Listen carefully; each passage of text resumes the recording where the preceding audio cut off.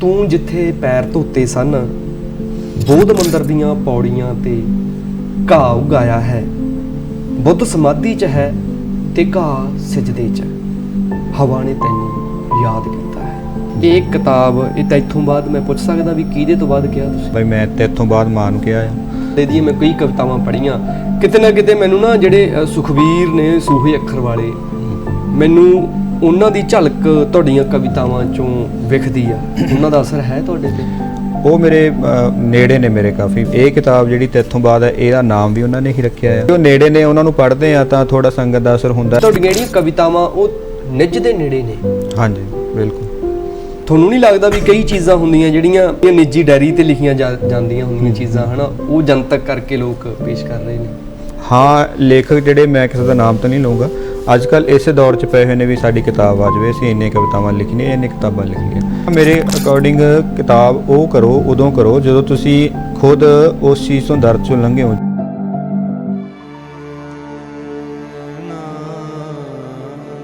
ਧੰਨ ਵੇਲਾ ਜਦੋਂ ਧੁੰਦਾਂ ਛਟੀਆਂ, ਧੰਨ ਵੇਲਾ ਜਦੋਂ ਚਾਨਣ ਆਏ, ਧੰਨ ਵੇਲਾ ਜਦੋਂ ਬੱਦਲ ਨਿਸਰੇ, ਰੌਸ਼ਨੀਆਂ ਨੇ ਨਾਦ ਵਜਾਏ। ਤੇ ਧੰਨ ਵੇਲਾ ਉਹ ਜਦੋਂ ਅਸੀਂ ਜਸ ਦੀ ਖਿੜਕੀ ਰਾਹੀਂ ਤੁਹਾਡੇ ਦੁਆਰ ਆਏ। ਸਤਿ ਸ਼੍ਰੀ ਅਕਾਲ ਜੀ। ਪ੍ਰੋਗਰਾਮ ਸਾਹਿਤਕ ਤੰਦਾਂ ਦੇ ਵਿੱਚ ਤੁਹਾਡਾ ਸਵਾਗਤ ਹੈ। ਤੁਸੀਂ ਸਾਰੇ ਜਿਵੇਂ ਜਾਣਦੇ ਹੀ ਹੋ ਕਿ ਸਾਹਿਤ ਦੀ ਤੰਦ ਪਾਉਣ ਲਈ ਆਪਾਂ ਆਉਣੇ ਆ ਤੇ ਸਾਹਿਤਕਾਰ ਨੂੰ ਵੀ ਨਾਲ ਲੈ ਕੇ ਆਉਣੇ ਆ। ਹੁਣ ਉਸੇ ਸਾਹਿਤਕਾਰ ਦੀ ਬੁੱਕ ਮੇਰੇ ਹੱਥ 'ਚ ਆ, ਮਨ ਮਿਰਦੰਗ। ਸੋ ਸਿਰਫ ਗੱਲਾਂ ਨਹੀਂ ਕਰਨੀਆਂ, ਮੈਂ ਕੁਝ ਉਹਨਾਂ ਦੀਆਂ ਲਿਖਤਾਂ ਸੁਣਾਉਣੀਆਂ। ਉਸ ਤੋਂ ਬਾਅਦ ਅਗਲਾ ਪੜਾਅ ਆਪਾਂ ਤੈਅ ਕਰਾਂਗੇ। ਪਹਿਲਾਂ ਮੈਂ ਧੰਨ ਵੇਲੇ ਦੀਆਂ ਕੁਝ ਪੰਕਤੀਆਂ ਪੜ੍ਹੂੰਗਾ, ਫਿਰ ਅਗਲੀ ਕਵਿਤਾ, ਇੱਕ ਇੱਕ ਕਰਕੇ ਸਾਰੀਆਂ ਕਵਿਤਾਵਾਂ ਦੀਆਂ ਕਈ ਕਵਿਤਾਵਾਂ ਦੀਆਂ ਕੁਝ ਸਤਰਾਂ ਤੁਹਾਡੇ ਨਾਲ ਸਾਂਝੀਆਂ ਕਰਦਾ, ਫਿਰ ਅੱਗੇ ਸਾਹਿਤ ਦੀ ਤੰਦ ਪਾਉਣੇ ਆ। ਧੰਨ ਵੇਲਾ ਪਹਿਲੀ ਕਵਿਤਾ, ਮਨ ਮਿਰਦੰਗ ਦੀ ਪਹਿਲੀ ਕਵਿਤਾ, ਧੰਨ ਵੇਲਾ। ਧੰਨ ਵੇਲਾ ਜਦੋਂ ਧੁੰਦਾਂ ਛਟੀਆਂ, ਧੰਨ ਵੇਲਾ ਜਦੋਂ ਚਾਨਣ ਆਏ, ਧੰਨ ਵੇਲਾ ਜਦੋਂ ਬੱਦਲ ਨਿਸਰੇ, ਰੌਸ਼ਨੀਆਂ ਨੇ ਨਾਦ ਵਜਾਏ। ਧੰਨ ਵੇਲਾ ਜਦੋਂ ਸੂਰਜ ਦਗ ਪਏ, ਅਲਖ ਅਦੁੱਤੀ ਧੁੱਪਾਂ ਤੁਰੀਆਂ। ਧੰਨ ਵੇਲਾ ਜਦੋਂ ਚੰਦਰ ਚਮਕੇ, ਚੋਟੀਆਂ ਉੱਤੋਂ ਬਰਫਾਂ ਖੁਰੀਆਂ। ਬਹੁਤ ਸੋਹਣਾ ਲੈ ਆ, ਵਹਾ ਬਹੁਤ ਸੋਹਣਾ, ਬਹੁਤ ਸੋਹਣੇ ਖਿਆਲ ਘੜੇ ਨੇ ਸਿਰਜੇ ਨੇ। ਕਵਿਤਾ ਕਾਫੀ ਲੰਬੀ ਆ, ਮੈਂ ਕਈ ਕਵਿਤਾਵਾਂ ਤੁਹਾਡੇ ਨਾਲ ਸਾਂਝੀਆਂ ਕਰਨੀਆਂ। ਅਗਲੀ ਕਵਿਤਾ ਆ ਗਈ ਸਪਤ ਸਿੰਧੂ। ਉਹੀ ਮੇਰਾ ਦੇਸ ਜਿੱਥੇ ਵਗਦਾ ਝਨਾਬ ਹੈ, ਉਹੀ ਮੇਰਾ ਦੇਸ ਜਿੱਥੇ ਵਗਦਾ ਝਨਾਬ ਹੈ, ਲੰਘ ਜਾਂਦੀ ਪੌਣ ਜਿੱਥੋਂ ਬਣ ਕੇ ਨਵਾਬ ਹੈ। ਕੇਸਾਂ ਵਿੱਚ ਰੁੱਤਾਂ ਜਿਹਨੇ ਸਾਰੀਆਂ ਨੇ ਜੜੀਆਂ, ਰੋਹੀ ਬਿਆਬਾਨ ਜਿੱਥੇ ਕਣਕਾਂ ਵੀ ਖੜੀਆਂ, ਪਿੰਡਾਂ ਦੇ ਕਿਨਾਰਿਆਂ ਤੇ ਲੇਟੀ ਹੋਈ ਢਾਬ ਹੈ, ਉਹੀ ਮੇਰਾ ਦੇਸ ਜਿੱਥੇ ਵਗਦਾ ਝਨਾਬ ਹੈ। ਪਿੰਡਾਂ ਦੇ ਕਿਨਾਰਿਆਂ ਤੇ ਢਾਬ ਲੇਟੀ ਹੋਈ ਆ, ਕਿੱਡਾ ਸੋਹਣਾ ਬਿੰਬ ਸਿਰਜਿਆ ਕਵੀ ਨੇ, ਹਨਾ। ਅਗਲੀ ਕਵਿਤਾ ਵੱਲ ਵੱਧਦੇ ਹਾਂ। ਸੂਰਜਾਂ ਦੇ ਲੌਂਗ। ਕੂਲੀ ਕੂਲੀ ਧੁੱਪ ਜਾਪੇ ਛਾਵਾਂ ਦੀਆਂ ਪੂਣੀਆਂ ਤੇ ਕੱਤ ਦੀਆਂ ਡੂੰਘੇ ਡੂੰਘੇ ਸਾਹ ਨਹੀਂ, ਸਾਹ ਕੱਤਣਾ। ਕੂਲੀ ਕੂਲੀ ਧੁੱਪ ਜਾਪੇ ਛਾਵਾਂ ਦੀਆਂ ਪੂਣੀਆਂ ਤੇ ਕੱਤ ਦੀਆਂ ਡੂੰਘੇ ਡੂੰਘੇ ਸਾਹ ਨਹੀਂ। ਸਾਵੇ ਸੂਹੇ ਚੂੜੀਆਂ ਦੇ ਖਾਬ ਨਿਤ ਆਉਣ ਮੈਨੂੰ, ਗਿੱਟਿਆਂ ਨੂੰ ਝਾਂਜਰਾਂ ਦਾ ਚਾਅ ਨਹੀਂ। ਕੰਨਾਂ ਦੀਆਂ ਵਾਲੀਆਂ 'ਚ ਪਾ ਕੇ ਰੱਖਾਂ ਚੰਨ ਤਾਰੇ, ਸੂਰਜਾਂ ਦੇ ਲੌਂਗ ਲਏ ਕੜਾ ਨਹੀਂ। ਤੋਪੇ ਤੋਪੇ ਜੋੜ ਅਸਾਂ ਪਾਈਆਂ ਫੁਲਕਾਰੀਆਂ ਤੇ, ਚੁੰਨੀਆਂ ਵੀ ਲਈਆਂ ਨੇ ਰੰਗਾ ਨਹੀਂ। ਕਿੱਡਾ ਸੋਹਣਾ ਰਿਦਮ ਆ, ਕਿੱਡੀ ਸੋਹਣੀ ਕਹਿ ਲਓ ਵੀ ਖਿਆਲ ਘੜੇ ਆ। ਬਹੁਤ ਸੋਹਣੀ ਕਵਿਤਾ। ਕਵਿਤਾਵਾਂ ਲੰਬੀਆਂ ਨੇ, ਇੱਕ ਦੀ ਕਵਿਤਾ ਹੋਰ ਮੈਂ ਤੁਹਾਡੇ ਨਾਲ ਸਾਂਝੀ ਕਰਾਂ, ਫਿਰ ਉਸ ਸਾਹਿਤਕਾਰ ਨੂੰ ਤੁਹਾਡੇ ਸਾਹਮਣੇ ਮੁਖਾਤਿਬ ਹੋਵਾਂਗੇ ਉਸ ਸਾਹਿਤਕਾਰ ਦੇ ਨਾਲ। ਅਗਲੀ ਕਵਿਤਾ ਕਵਾਊ। ਇਹਦੀ ਖੂਬਸੂਰਤੀ ਇਹ ਆ ਕਿ ਹਰ ਇੱਕ ਪੈਰਾ, ਹਰ ਇੱਕ ਲਾਈਨ ਕੱਕੇ ਅੱਖਰ ਤੋਂ ਸ਼ੁਰੂ ਹੁੰਦੀ ਆ। ਕਵਾਊ ਦਾ ਮੀਨਿੰਗ ਵੀ ਸਮਝਾਂਗੇ। ਕਹਿੰਦਾ ਕੱਕੇ ਕੱਕੇ ਬਿਰਖ ਅਸਾਡੇ, ਬੱਦਲ ਕੱਕੇ ਰੰਗੇ, ਕੱਕਾ ਕੇਸਰ ਮਹਿਕ ਖੰਡਾਵੇ, ਕੱਕਾ ਖੁਸ਼ਬੂ ਮੰਗੇ। ਕੱਕੇ ਤੋਂ ਕੰਗਰੋਟ ਅਸਾਡਾ, ਕੰਚਨ ਵਰਗੀ ਕਾਇਆ, ਕੱਕਾ ਕਾਗ ਬਨੇਰੇ ਬੈਠਾ, ਕੱਕੇ ਆਣ ਉਡਾਇਆ।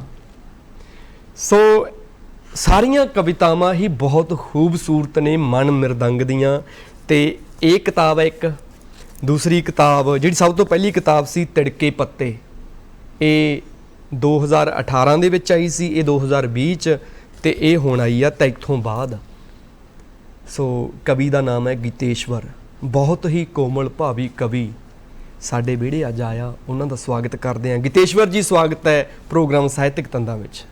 ਜਸ ਪੰਜਾਬੀ ਦੇਖ ਰਹੇ ਸਾਰੇ ਦਰਸ਼ਕਾਂ ਨੂੰ ਪਿਆਰ ਭਰੀ ਸਤਿ ਸ੍ਰੀ ਅਕਾਲ ਜੀ। ਮੈਂ ਤੁਹਾਡਾ ਆਪਣੇ ਆਪ ਨੂੰ ਖੁਸ਼ਕਿਸਮਤ ਸਮਝਦਾ ਕਿ ਅੱਜ ਮੈਨੂੰ ਤੁਸੀਂ ਇੱਥੇ ਆਪਣੇ ਵਿਹੜੇ 'ਚ ਸ਼ਾਮਲ ਕੀਤਾ, ਮੌਕਾ ਦਿੱਤਾ। ਖੂਬਸੂਰਤੀ ਇਸ ਗੱਲ 'ਚ ਅੱਜ ਪਹਿਲਾਂ ਤਾਂ ਮੈਂ ਧੰਨਵਾਦ ਕਹਿਣਾ ਖੁਦ ਨੂੰ ਕਿ ਐਡੀ ਸੋਹਣੀਆਂ ਕਵਿਤਾਵਾਂ ਲਿਖਣ ਵਾਲਾ ਬੰਦਾ, ਰਾਈਟਰ, ਪੋਏਟ ਸਾਡੇ ਨਾਲ ਬੈਠਾ ਹੈਗਾ। ਸੋ ਗਿਤੇਸ਼ਵਰ ਜੀ, ਪਹਿਲਾਂ ਤਾਂ ਵਧਾਈਆਂ ਵੀ ਇਹ ਤੁਸੀਂ ਇਹ ਸਾਹਿਤ ਰਚਿਆ, ਜੋ ਕਿਤਾਬਾਂ ਤੁਹਾਡੀਆਂ ਆਈਆਂ ਉਹਦੇ ਲਈ ਵਧਾਈਆਂ ਤੁਹਾਨੂੰ। ਸ਼ੁਕਰੀਆ ਜੀ, ਧੰਨਵਾਦ। ਗਿਤੇਸ਼ਵਰ ਜੀ, ਮੈਂ ਨਾ ਸਾਰਿਆਂ ਨੂੰ ਇੱਕ ਰਵਾਇਤੀ ਜਿਹਾ ਸਵਾਲ ਮੈਂ ਸਾਰਿਆਂ ਨੂੰ ਪੁੱਛਣਾ, ਕਿਉਂਕਿ ਮੈਂ ਦੱਸਦਾ ਵੀ ਕੌਣ ਆ, ਸਾਡੇ ਦਰਮਿਆਨ ਪਹੁੰਚੇ ਨੇ। ਸੋ ਪਹਿਲਾ ਸਵਾਲ ਵੀ ਇਹੀ ਹੁੰਦਾ ਵੀ ਕੌਣ ਆ। ਸੋ ਮੈਂ ਤੁਹਾਡੇ ਤੋਂ ਜਾਣ ਸਕਦਾ ਵੀ ਕਿ ਗਿਤੇਸ਼ਵਰ ਕੌਣ ਆ? ਮੇਰੇ ਬਾਰੇ ਜੀ ਮੇਰੀਆਂ ਕਿਤਾਬਾਂ ਜ਼ਿਆਦਾ ਦੱਸਦੀਆਂ ਨੇ ਜੀ। ਜੀ। ਬਾਕੀ ਮੈਂ ਆਪਣੇ ਅਗਰ ਅੰਦਰੋਂ ਮੈਂ ਕੀ ਆ ਉਹ ਮੇਰੀਆਂ ਕਿਤਾਬਾਂ ਦੱਸ ਸਕਦੀਆਂ ਨੇ। ਜਿਹੜਾ ਵੀ ਪਾਠਕ ਇਹਨੂੰ ਪੜ੍ਹੇਗਾ ਉਹ ਇਸ ਤੋਂ ਅੰਦਾਜ਼ਾ ਲਾ ਸਕਦਾ ਕਿ ਮੈਂ ਅੰਦਰੋਂ ਕਿੰਨਾ ਸੰਵੇਦਨਸ਼ੀਲ ਆ ਜਾਂ ਮੈਂ ਅੰਦਰੋਂ ਕੀ ਹਾਂ। ਵੈਸੇ ਮੈਂ ਜੇ ਨਿੱਜੀ ਜੀਵਨ ਜਾਂ ਆਪਣਾ ਵੈਸੇ ਜੀਵਨ ਬਾਰੇ ਦੱਸਾਂ ਤਾਂ ਮੈਂ ਲੁਧਿਆਣੇ ਤੋਂ ਬਿਲੋਂਗ ਕਰਦਾ ਜੀ। ਮੇਰਾ ਬਚਪਨ ਉੱਥੇ ਬੀਤਿਆ ਅਤੇ ਇਸ ਟਾਈਮ ਮੈਂ ਮੋਹਾਲੀ ਸ਼ਹਿਰ ਵਿੱਚ ਜੋਬ ਦੇ ਸਿਲਸਿਲੇ 'ਚ ਇੱਥੇ ਆ ਗਿਆ ਸੀ। ਜੀ ਜੀ। ਇਸ ਟਾਈਮ ਇੱਥੇ ਹੀ ਖਰੜ ਵਿਖੇ ਰਹਿ ਰਹੇ ਹਾਂ। ਗਿਤੇਸ਼ਵਰ, ਵੈਸੇ ਨਾਮ ਬੜਾ ਸੋਹਣਾ ਗਿਤੇਸ਼ਵਰ, ਕਿਹਨੇ ਨਾਮ ਰੱਖਿਆ ਤੁਹਾਡਾ ਤੇ ਇਹਦਾ ਮਤਲਬ ਕੀ ਆ? ਇਹ ਮੇਰੇ ਪਿਤਾ ਜੀ ਨੇ ਲਿਖਿਆ ਸੀ, ਉਹਨਾਂ ਨੇ ਰੱਖਿਆ ਸੀ। ਹਾਂਜੀ। ਤੇ ਮੈਨੂੰ ਨਹੀਂ ਪਤਾ ਕਿ ਉਹਨਾਂ ਨੇ ਕਿੱਥੋਂ ਇਹ ਆਈਡੀਆ ਉਹਨਾਂ ਦੇ ਦਿਮਾਗ 'ਚ ਆਇਆ ਜਾਂ ਕਿੱਦਾਂ ਉਹਨਾਂ ਦੇ ਨਾਮ ਮਨ 'ਚ ਆਇਆ। ਇਹ ਨਾਮ ਥੋੜ੍ਹਾ ਔਖਾ ਹੋਣ ਕਰਕੇ ਮੇਰੇ ਦਾਦਾ ਜੀ ਨੂੰ ਸੀਗਾ ਵੀ ਕੋਈ ਸੌਖਾ ਜਿਹਾ ਨਾਮ ਰੱਖੋ, ਤਾਂ ਉਹਨਾਂ ਨੇ ਮੈਨੂੰ ਗਗਨਦੀਪ, ਮੇਰਾ ਘਰ ਦਾ ਨਾਮ ਹੈ। ਠੀਕ ਹੈ। ਗਗਨ ਕਹਿੰਦੇ ਘਰ 'ਚ, ਤੇ ਮੇਰੇ ਫਾਦਰ ਸਾਹਿਬ ਨੇ ਰੱਖਿਆ ਸੀ। ਅੱਛਾ, ਮੈਂ ਨਾ ਸਾਰੀਆਂ ਕਿਤਾਬਾਂ ਦੀ ਗੱਲ ਕਰੂੰਗਾ, ਪਰ ਜਿਹੜੀ ਮਨ ਮਿਰਦੰਗ ਮੇਰੇ ਹੱਥ 'ਚ ਹੈ ਇਸ ਵੇਲੇ ਕਿਤਾਬ, ਮੈਂ ਤੁਹਾਡੇ ਤੋਂ ਪੁੱਛਣਾ ਚਾਹੁੰਦਾ, ਤੁਹਾਡੇ ਮਨ ਦੇ ਮਿਰਦੰਗ ਉੱਤੇ ਜੋ ਤੁਸੀਂ ਚਾਪ ਦਿੱਤੀ ਤਾਂ ਉਹਦੇ 'ਚੋਂ ਕੀ ਫੁੱਟਿਆ? ਮਨ ਮਿਰਦੰਗ ਕਿਤਾਬ ਤਾਂ ਚਲੋ ਬਾਅਦ ਵਿੱਚ ਆਈ ਹੈ। ਪਹਿਲਾਂ ਤੁਹਾਡੇ ਕਿਸੇ ਵੀ ਕਵੀ ਦੇ ਮਨ ਦੇ ਵਿੱਚ ਹਲਚਲ ਹੁੰਦੀ ਹੈ। ਹਾਂਜੀ। ਅਤੇ ਉਸ ਹਲਚਲ ਦਾ ਉਸ ਕਵੀ ਨੂੰ ਵੀ ਨਹੀਂ ਪਤਾ ਹੁੰਦਾ ਕਿ ਉਹਨੇ ਕਦੋਂ ਕੀ ਲਿਖ ਦੇਣਾ ਹੈ। ਜੀ। ਅਤੇ ਉਹ ਪੂਰਾ ਲਿਖਿਆ ਜਾਣਾ ਜਾਂ ਉਹ ਅਧੂਰਾ ਰਹਿ ਜਾਣਾ, ਕਿਉਂਕਿ ਕਾਫੀ ਕਵਿਤਾਵਾਂ ਅਧੂਰੀਆਂ ਰਹਿ ਜਾਂਦੀਆਂ ਨੇ ਜਿਹੜੀਆਂ ਸਿਰੇ ਨਹੀਂ ਚੜ੍ਹਦੀਆਂ। ਪਰ ਇਹ ਮੇਰੀ ਆਪਣੀ ਨਿੱਜੀ ਐਸੀ ਕਿਤਾਬ ਹੈ ਜਿਹੜੀ ਕਿ ਮੈਂ ਪੂਰੀ ਕੀਤੀ ਜੀ, ਜਿਹਦੀਆਂ ਕਵਿਤਾਵਾਂ ਵੀ ਇੰਨੀਆਂ ਮੈਨੂੰ ਤਾਂ ਚਲੋ ਖੂਬਸੂਰਤ ਲੱਗਣਗੀਆਂ, ਬਾਕੀ ਪਾਠਕਾਂ ਨੂੰ ਵੀ ਵਧੀਆ ਲੱਗਣਗੀਆਂ। ਇਹਦੇ ਵਿੱਚ ਜਿੰਨੀਆਂ ਵੀ ਕਵਿਤਾਵਾਂ ਨੇ ਉਹ ਸਾਰੀਆਂ ਮੈਂ ਲੋਕਡਾਊਨ ਦੇ ਦੌਰਾਨ ਲਿਖੀਆਂ ਸੀਗੀਆਂ। ਤਕਰੀਬਨ 3 ਮਹੀਨੇ ਦੇ ਸਮੇਂ ਦੌਰਾਨ ਮੈਂ 80% ਇਹਦੀਆਂ ਕਵਿਤਾਵਾਂ ਜਿਹੜੀਆਂ ਉਦੋਂ ਲਿਖੀਆਂ ਲੋਕਡਾਊਨ 'ਚ। ਹਾਂਜੀ। ਤੇ ਇਹ ਜਿਹੜਾ ਇਹਦਾ ਨਾਮ ਮਨ ਮਿਰਦੰਗ, ਇਹ ਤੁਸੀਂ ਰੱਖਿਆ ਕਿ ਨਹੀਂ ਰੱਖਿਆ? ਇਹ ਨਾਮ ਅਸੀਂ ਕਿਤਾਬ ਦਾ ਪਹਿਲਾਂ ਕਿਤਾਬ ਲਿਖ ਲਈ ਸੀ, ਨਾਮ ਅਸੀਂ ਬਾਅਦ ਵਿੱਚ ਰੱਖਿਆ ਸੀਗਾ। ਨਾਮ ਕਾਫੀ ਸੀਗੇ, ਅਤੇ ਮਨ ਮਿਰਦੰਗ ਨਾਮ ਜਿਹੜਾ ਇਹ ਸ਼ਿਵਰਾਜ ਲੁਧਿਆਣਵੀ ਸ਼ਾਇਰ ਨੇ ਜੀ, ਕਾਫੀ ਵਧੀਆ ਲਿਖਦੇ ਨੇ, ਬਹੁਤ ਜ਼ਿਆਦਾ। ਉਹਨਾਂ ਨੂੰ ਕਿਤਾਬ ਭੇਜੀ ਸੀ ਅਤੇ ਉਹਨਾਂ ਨੇ ਪੜ੍ਹਨ ਤੋਂ ਬਾਅਦ 5 ਨਾਮ ਸੁਝਾਏ ਸੀਗੇ, ਉਹਨਾਂ 'ਚੋਂ ਇਹ ਅਸੀਂ ਫਿਰ ਸਿਲੈਕਟ ਕੀਤਾ ਸੀ। ਮਨ ਮਿਰਦੰਗ। ਮਿਰਦੰਗ ਇੱਕ ਸਾਜ਼ ਹੈ, ਜਿਵੇਂ ਢੋਲਕੀ ਹੁੰਦੀ ਆ, ਤਾਂ ਸਾਊਥ ਦੇ ਵਿੱਚ ਜਦੋਂ ਕਲਾਸੀਕਲ ਮਿਊਜ਼ਿਕ ਗਾਉਂਦੇ ਆ ਤਾਂ ਉਹਦੇ ਵਿੱਚ ਉਹ ਵੱਜਦਾ, ਢੋਲਕੀ ਵਾਂਗੂ ਵੱਜਦਾ ਹੁੰਦਾ। ਜੀ। ਤੁਸੀਂ ਦੇਖਿਆ ਹੋਣਾ ਕਈ ਮੂਰਤੀਆਂ ਦੇ ਇੱਦਾਂ ਫੜਿਆ ਹੁੰਦਾ ਨਾ ਹੱਥ 'ਚ, ਮਿਰਦੰਗ ਉਹਨੂੰ ਕਹਿੰਦੇ ਆ। ਆਪਣੇ ਨੌਲੇਜ ਨਹੀਂ ਹੈ ਕਾਫੀ। ਆਪਣੇ ਤਾਂ ਢੋਲ ਹੁੰਦਾ, ਉਹ ਇਸ ਤਰ੍ਹਾਂ ਦੀ ਸ਼ੇਪ ਹੁੰਦੀ ਹੈ, ਕਾਫੀ ਥਾਪ ਦਿੰਦੇ ਆ, ਹੈ ਨਾ। ਉਹ ਢੋਲਕੀ ਹੁੰਦੀ ਹੈ ਜਾਂ ਢੋਲ ਹੁੰਦਾ। ਹਾਂਜੀ। ਮਿਰਦੰਗ ਹਾਂਜੀ ਢੋਲਕੀ ਨਾਲੋਂ ਥੋੜਾ ਜਿਹਾ ਵੱਡਾ ਹੁੰਦਾ, ਉਹਦੀ ਆਵਾਜ਼ ਵੀ ਥੋੜੀ ਜਿਹੀ ਭਾਰੀ ਹੁੰਦੀ ਹੈ। ਹਾਂਜੀ ਹਾਂਜੀ। ਥਾਪ ਦਿੰਦੇ ਆ ਉੱਤੇ, ਥਾਪ ਦਿੰਦੇ। ਹਾਂਜੀ। ਤੇ ਮਨ ਮਿਰਦੰਗ ਦੇ ਵਿੱਚ ਜਿਹੜੀਆਂ ਕਵਿਤਾਵਾਂ ਮੈਂ ਪੜ੍ਹੀਆਂ, ਮੈਂ ਸੁਣਾ ਰਿਹਾ ਸੀ ਕੁਝ ਥੋੜੀਆਂ ਸਤਰਾਂ, ਕਿਉਂਕਿ ਇਹਦੇ ਨਾਲ ਨਾ ਥੋੜਾ ਜਿਹਾ ਸੁਣਾਉਣਾ ਵੀ ਬਣਦਾ। ਇਹ 'ਚ ਨਾ ਕੱਕੇ ਵਾਲੀ ਕਵਿਤਾ ਇੱਕ ਤੁਹਾਡੀ। ਹਾਂਜੀ। ਕਵਾਓ, ਪਹਿਲਾਂ ਕਵਾਓ ਬਾਰੇ ਦੱਸੋ। ਕਵਾਓ ਸ਼ਬਦ ਬਾਣੀ ਵਿੱਚ ਆਉਂਦਾ ਹੈ। ਕਵਾਓ ਦਾ ਗੁਰੂ ਨਾਨਕ ਪਾਤਸ਼ਾਹ ਦੇ ਕੀਤਾ ਪਸਾਓ ਏਕੋ ਕਵਾਓ, ਤਿਸ ਤੇ ਹੋਏ ਲੱਖ ਦਰਿਆਓ।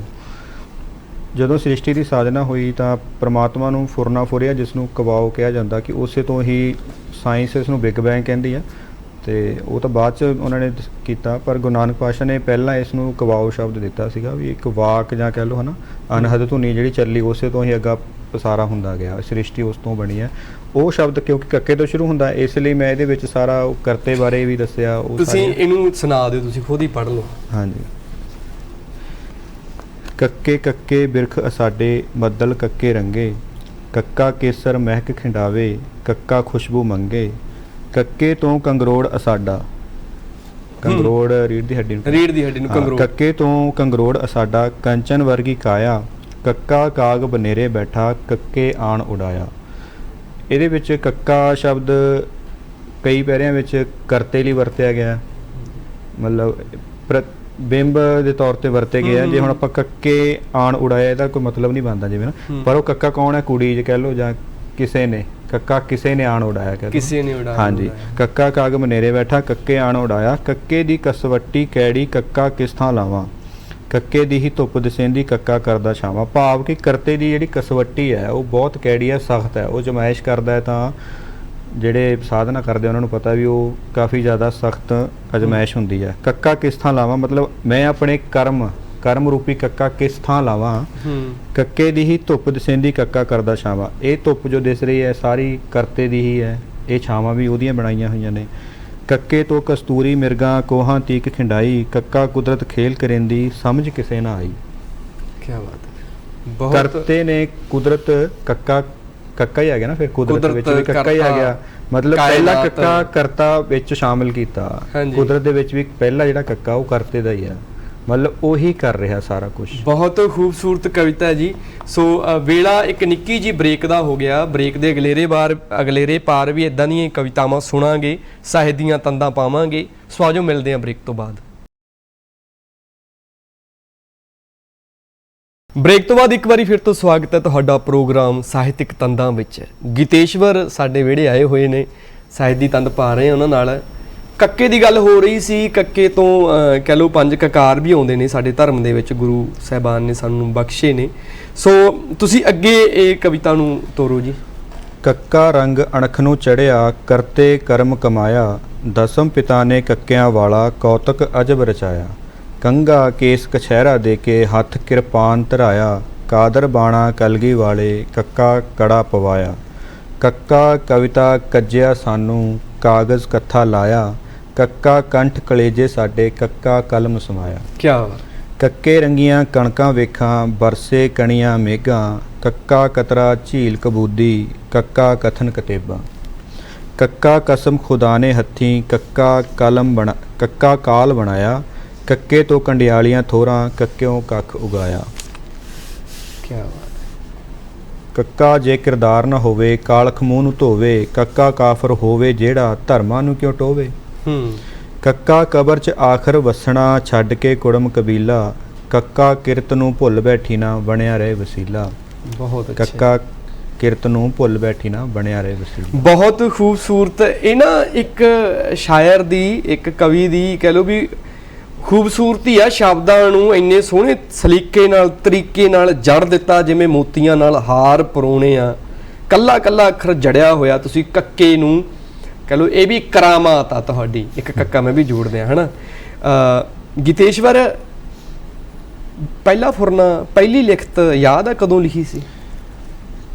ਪਹਿਲੀ ਲਿਖਤ ਮੇਰੇ ਫਾਦਰ ਸਾਹਿਬ ਦੀ ਡੈਥ ਤੋਂ ਬਾਅਦ ਕਹਿ ਲਓ ਵੀ ਇੱਕ ਐਸਾ ਸਦਮਾ ਲੱਗਿਆ ਸੀਗਾ, ਤੇ ਉਸ ਟਾਈਮ ਉਹ ਦਰਦ ਅੰਦਰ ਸੀ।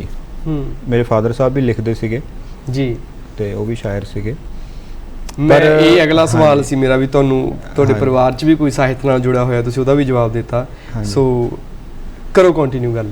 ਤੇ ਪਹਿਲੀ ਕਵਿਤਾ ਕਾਲਜ ਟਾਈਮ ਲਿਖੀ ਸੀਗੀ, ਮਤਲਬ ਯਾਦ ਤਾਂ ਹੈ ਨਹੀਂ ਕਿਉਂਕਿ ਕਾਫੀ ਜ਼ਿਆਦਾ ਲਿਖ ਚੁੱਕੇ ਆ ਹੁਣ। ਅੱਛਾ, ਮੈਂ ਨਾ ਹੁਣ ਤੁਹਾਡੀ ਹਰ ਗੱਲ 'ਚੋਂ ਨਾ ਕੱਕਾ ਲੱਭ ਰਿਹਾ।